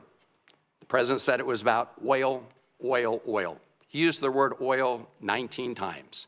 Never mentioned democracy or freedom or human rights. And so the pattern of corruption is clear. Now, President Trump has said publicly that he had communications with folks from the oil industry about going into Venezuela before anyone here in Congress was notified. Mr. Secretary, simple yes or no question. Were you with President Trump during any of those conversations he had with people with oil interests in Venezuela about the possibility of deposing Maduro? That's not a simple yes or no question, but I can answer it quickly, and that is the president always elicits opinions from all sorts of people, including, for example, Chevron has an active license in Venezuela. They operate in Venezuela. They've been doing so even when the sanctions were in place. So of course you would ask Chevron, what is your opinion of Delcy Rodriguez? What are your opinion of their economy and of their prospect? But the notion that somehow the president authorized this challenge at the urging of oil executives is absurd. That never happened. Mr. Secretary, I'm asking whether you were with the president. That never happened. I couldn't be with him because it never happened. The oil executives were not involved whatsoever in any of the planning on this matter. None. Did the president, as he said publicly, inform them about the U.S. operations? I think all of those executives learned about this operation the same time everybody else did. Well, President Trump has said the opposite in public. No. Yes, he has. I mean, he said it. I think it was aboard Air Force One on an airplane. It's on public record. You can take a look. Look, Paul Singer, who you know, gave $8 million toward Trump's 2024 campaign. Conveniently, through his hedge fund, he's acquired Citgo out of bankruptcy, which is suddenly very, very valuable. Did you or President Trump have any communications with Paul Singer about Venezuelan oil in the months leading up to the military action in Venezuela? I can tell you I did not, and I would be very surprised what the president did in that regard. And in fact, that Singer position that you've outlined, which is not just him but other creditors, was actually, was blocked. We don't want to see. It's one of the reasons why we had to do this account in a third country in the interim, is because we don't want it to be something that's picked apart by creditors. I appreciate that, and we'll monitor it carefully. There's also Vitol. They've been given a license for Venezuelan oil worth about $250 million. Vitol's senior partner, John Addison, gave $6 million to the Trump-aligned PACs in the last cycle. And the list goes on and on, Mr. Secretary. And I have to say that when you have the President of the United States himself, after taking Maduro, get up and say this was about oil, oil, oil, it does make all of us ask the question whether he put men and women in the U.S. military at risk simply so he could grab that oil. Well, that oil, yeah, and I don't know if you were here. I think you were here the whole hearing. I don't think you had left. Number one, the only reason why we use Trafi and Vitol is simply because in the short term, we had to move 50 million barrels of oil that were stuck. And Venezuela needed to turn that into cash so that they wouldn't have systemic collapse. And the fastest way to do it in the short term is for the traders to do it because that's in the business that they're in. That is not the permanent structure. The permanent structure we want to see is a normal oil industry where it's sold directly. You know, companies have licenses down there, they have an arrangement to pay royalties, and they move the oil directly to their refineries or sell it in the global market, not through middlemen. Yeah. The only reason why they were used in this instance is because we had an acute short-term problem, which is how do we provide funding from their own revenue, not ours, to keep their government afloat. So in essence, we allowed Venezuela to use their own oil to generate revenue to pay teachers and firefighters and police officers and keep the function of government operating so we didn't have systemic collapse. But that system with those traders, that is not the long-term plan here at all. My only point, Mr. Secretary, is those folks who gave a lot of money to the Trump campaign have done very well as a result of what's happened. Thank you. Thank you. Senator Daines. Secretary Rubio, good to have you up here. I just returned from India, had a chance to visit with leadership there, as well as spend time with our new ambassador, Sergio Gore. He's off to a great start, and very profitable visit. Hope to debrief in it soon, if I might. By the way, I think if we were to pick an MVP of the West Wing, Secretary Rubio, my vote's for Marco Rubio. So we have a lot of MVPs, don't we? Yeah, I know you do. I know you do. But we get a vote on one. I think you've done a great job of this first year. Very proud to claim my former colleague and now our Secretary of State. Secretary Rubio, as you've noted, there are numerous reasons and good reasons why the U.S. is the arbiter of Venezuelan petroleum sales. With the new export sales framework, the Venezuelan government is now looking to other options to reimburse some of our adversaries, Iran, Russia, as well as Iran's proxies, to include petroleum byproducts, which contain valuable minerals and so forth, flexicoke.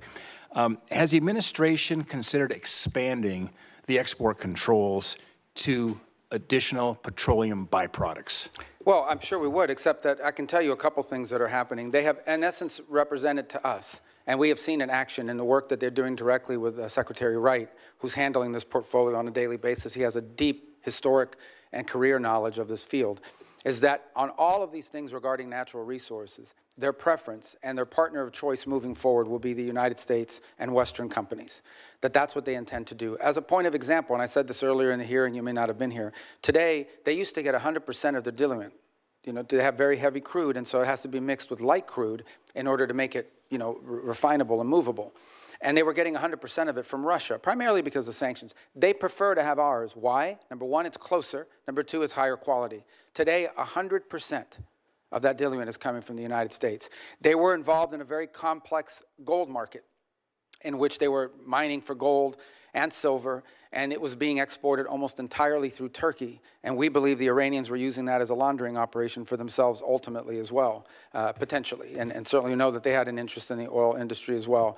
We are on the verge of a process in which that will be sold through U.S. markets in a legitimate way that won't go to finance and support. I think we'd like to apply that model to various things. But the end goal in all of this is, number one, not to spend any American money, and number two, for Venezuela to have a normal, legitimate economy that's not benefiting cronies, that's not benefiting corruption, and is not benefiting our geopolitical adversaries. So far, the interim authorities have expressed a desire to cooperate with us on all of these fronts. You identify an area you want to work with, they say yes, and we're making progress on all of it. We've faced no impediments to date in regards to expanding that relationship. Yeah, thanks, Secretary Rubio, thank you. And maybe we'll talk with Secretary Wright. We think there may be some workarounds in terms of what's happening there with some of these petroleum byproducts. We call it flexicoke, it has vanadium in it, and something we could talk with Secretary Wright, which absolutely would be something they're trading right now to our adversaries like Iran, Iranian proxies, as well as the Russians. But thank you, and we're off to a great start, as you say. We're playing a long game here, and you're playing it very, very well. I want to pivot now to EU energy. I chair the subcommittee here in this committee for Europe.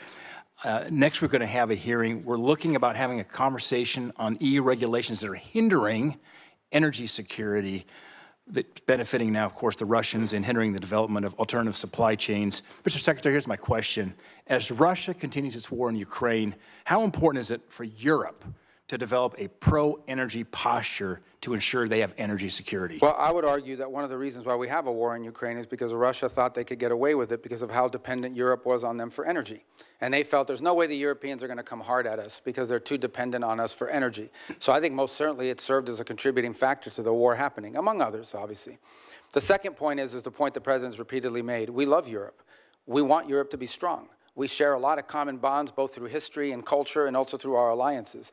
And part of our concerns is that Europe is becoming increasingly vulnerable when it comes to their energy supplies.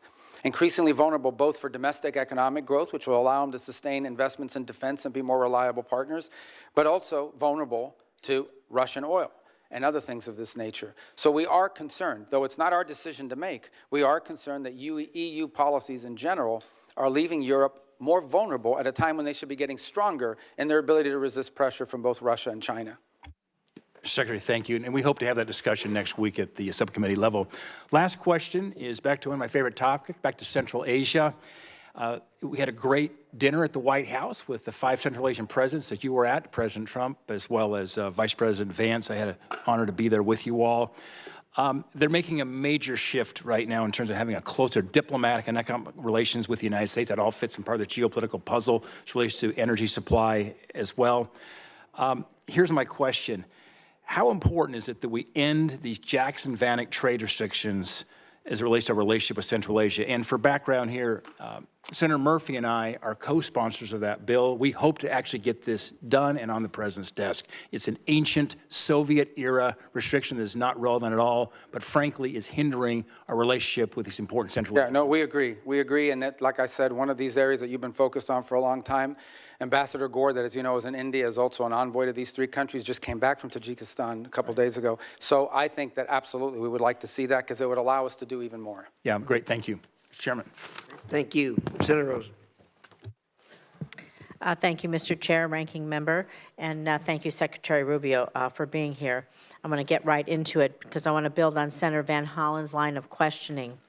President Trump pardoned the former Honduran president after he was convicted of trafficking roughly 400 tons of cocaine into the United States, cocaine that contributed to the deaths of tens of thousands of Americans year after year. Yet the president and his cabinet authorized a military operation to capture Nicolas Maduro in order to arrest him for virtually the same crime. So yes or no, because I have a bunch of questions here. To the best of your knowledge, was Hernandez convicted of trafficking approximately 400 tons of cocaine into the United States? I'm not involved in the pardon process. I can tell you. No, that I'm just the asking president, if he... Yeah, but I don't do yes or no. I don't play games. This is not a game show. Do you know he was... Okay, so I'm just going to tell you he was... So I can answer your question because I know what you're getting at, but go ahead. He was convicted.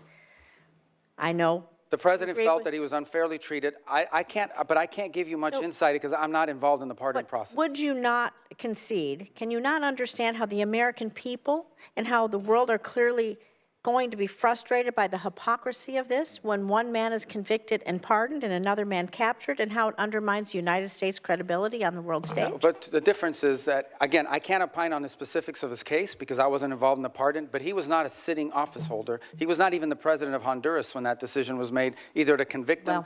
The difference between him and Nicolas Maduro is he was actively engaged in narco trafficking. It was an ongoing endeavor. I think it does undermine our credibility, but I'm going to move on to some foreign policy decision-making here, because despite the fact that you famously or infamously have numerous jobs in the administration, your Secretary of State, your National Security Advisor, it is increasingly unclear who's actually directing U.S. foreign policy under President Trump. We have a Special Envoy Witkoff. He's reportedly conducted Russian-Ukraine talks in Switzerland beyond your awareness. He and Jared Kushner have been described as managing the president's Gaza plan. Meanwhile, Ambassador Barak is leading on Syria policy, while Special Envoy Boulos is appearing to lead on our Africa policy. So I have to ask you, I know the answer to this, but I'm going to ask you, are you the lead for U.S. government on foreign policy? No. The lead on U.S. foreign policy is named Donald J. Trump, the President of the United States. On the individuals you've described, these are very valuable teams. We have if I can answer, because I think it's important. It's a legitimate question. I have the distinction, but I think both the benefit of being the National Security Advisor and the Secretary of State. As National Security Advisor, my job is to coordinate the interagency function of national security, and that involves foreign policy. So I speak to Steve Witkoff and Jared Kushner in the case of Gaza and now Russia, probably 10 times a day. We have multiple meetings and coordination. All of it is we build a team, we gather facts, we present options, and then we take them to the president. It is the president who directs the the foreign policy of the United States. That's always been the case, by the way. You can't overrule their decisions. Do you outrank the special envoys and ambassadors? Do they get your input as as an example? Do they care about your input, or do they go straight to the president? There's no time in which the president is presented an option by one of us at the exemption of everybody else. It depends on the portfolio. But in every one of these portfolios, we have a team approach to this, which is the way the system is supposed to work. It's not the way it's always worked. You have had in the past tensions between the National Security Council that became operational and the Department of State. In this particular case, there's not much conflict between the two because it's the same person. And we basically, what we basically try to do in every one of these unique missions is we create a consensus team around it, and then we present the president options together. It's the president's decision, nobody else's. There's no overruling here. The president makes the decision. Our job is to present him options. Shouldn't they report to you? Shouldn't there be a line of command and a line of transparency? They report to me every day. Where does the buck stop? But they report to me every day in terms of keeping me apprised of what's happening. I give advice. I give, in some cases, direction. They involved heavily. For example, the special envoys rely almost exclusively on State Department personnel to assist them in all of their efforts. For example, on the Board of Peace, we help them positioned the entire gathering last week and all of the work that's going to happen now. On every one of these issues, it's not linear. No single individual other than the president has the ability to dictate our foreign policy. Our job is to come to a consensus view on the best way forward. Where there are disputes, those are presented to the president, and he makes the decision. Let's talk about the Board of Peace then, because all treaties and statutes have to be approved by Congress, and the president is starting a new Board of Peace, and we would need that authority. The authority for the filing stems from the International Organizations Immunities Act, but it's my understanding it only provides the president with such authority when participation by the in an organization has been approved by treaty or statute.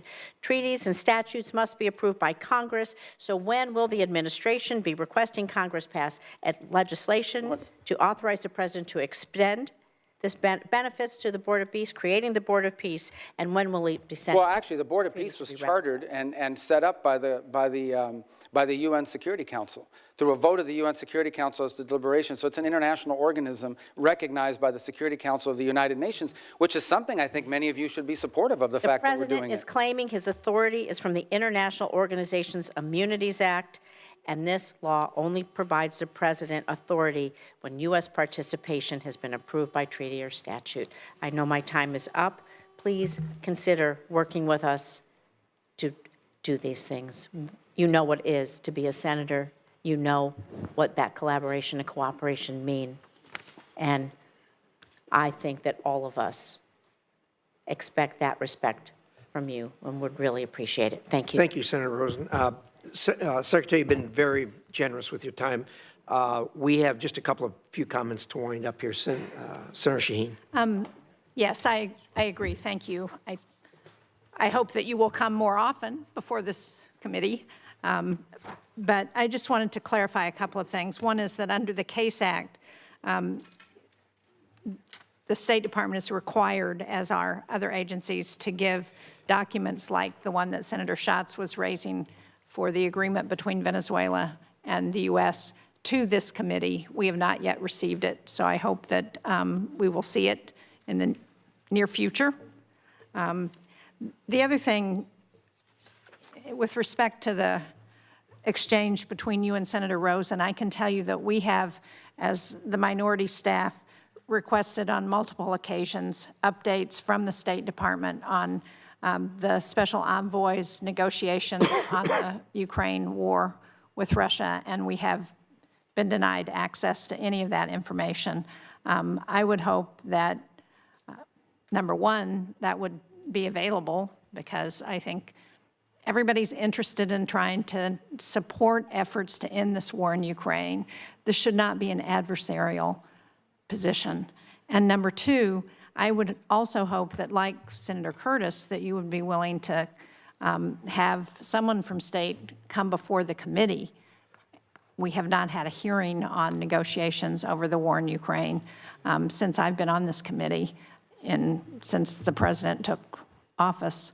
And so I hope you will make that commitment to come have state come and be part of a hearing on the war in Ukraine and the negotiations there.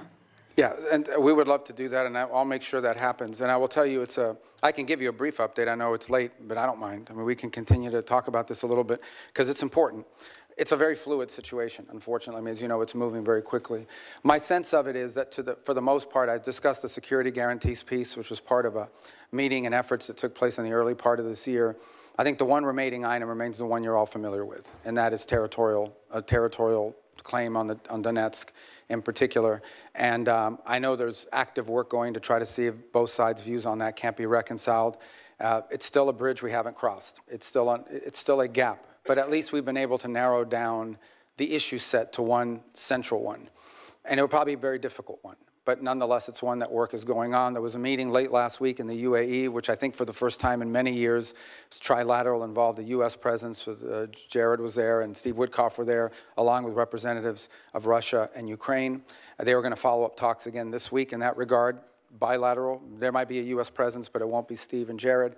And we continue to try to move that forward. I want to speak in frankness with you. Some of this stuff that's being talked about, it's easier for the parties engaged to find flexibility on some of these matters if they're not being deliberated in the public on a constant basis, because it creates political pressures internally on both sides. As you can imagine in Ukraine, the notion that you would even consider a change in land and after all that's gone in the war is not, it's difficult. And in the case of Russia, they've been telling their people for 2.5 years that they're winning this war overwhelmingly, so people are going to wonder, why are we giving up land if we're winning so strongly? So there's some dynamics there at play that are important. But I think if you need more information on that, we'll provide it. Just know that this has been so fluid that an update like the one I just gave you could be outdated in 72 hours if some new development occurs. But your point is taken, and we'll be responsive to that. I appreciate that. I think the other point of a hearing is it gives people a chance to ask questions that we're hearing, as you know, from our constituents, from other people, and try and get answers. And I appreciate that it's a changing dynamic and that that's always going to be the case, and that there are issues on both in Ukraine and in Russia with respect to what comes out in public. But given the amount of money that the United States has put into supporting this effort, given the support among the American people, and given the support in Congress, it seems to me that we owe people the ability to have a public hearing and to ask questions.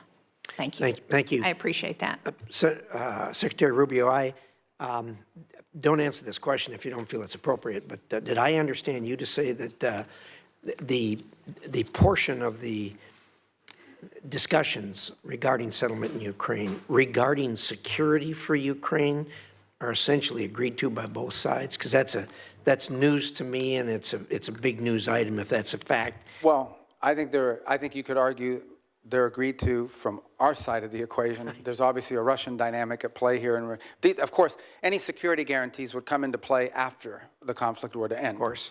And so there's that component to it. But the broader point I was making is that in all these discussions about security guarantees that people are putting out there, it's pretty clear that the only security guarantee that people keep pushing forward is one that involves the deployment of some European troops on the ground, but with a very strong U.S. backstop. My point being, it was in the broader context of the NATO alliance, and that is, we have to understand that even something like that, in Europe, they don't have the capabilities of doing a real security guarantee without a U.S. backstop, which tells you the capability gap that needs to be closed. And it's one of the reasons why the president keeps pointing to NATO and its need for our partners to get stronger. And it is true, they've committed to 5% spending. That's obviously going to take some time. But that's really the broader point I was trying to make in that regard. But every notion of security guarantee that's been talked about and that the Europeans have pushed is one that requires a strong commitment by the United States as a backstop, which, in essence means we would be committed, potentially, in a conflict, in a future conflict. And that's something that I think needs to be understood in the context of what I've just described as the problems with NATO capabilities. Very clear. Thank you very much. Thank you again for your time. I'm going to leave the record open until close of business tomorrow. If there are questions, I'd appreciate it if you'd assist in getting answers to those questions. Great job. Thank you for spending the time with us. We sincerely appreciate it. The American people are lucky to have you as the Secretary of State. And with that, the meeting is adjourned.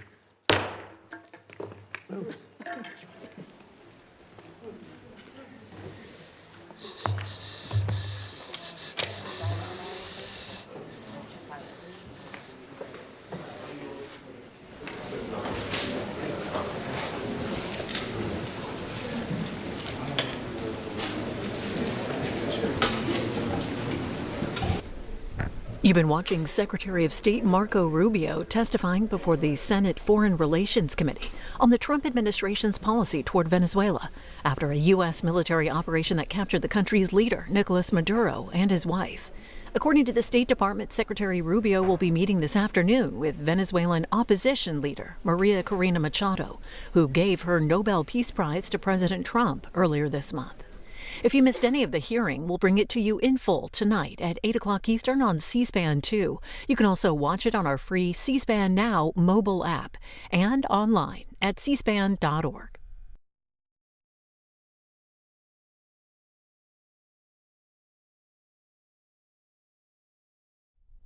Today, the chair of the Federal Reserve, Jerome Powell, holds a news conference following the Fed's Open Market Committee meeting, his first in-person appearance with reporters since the Justice Department announced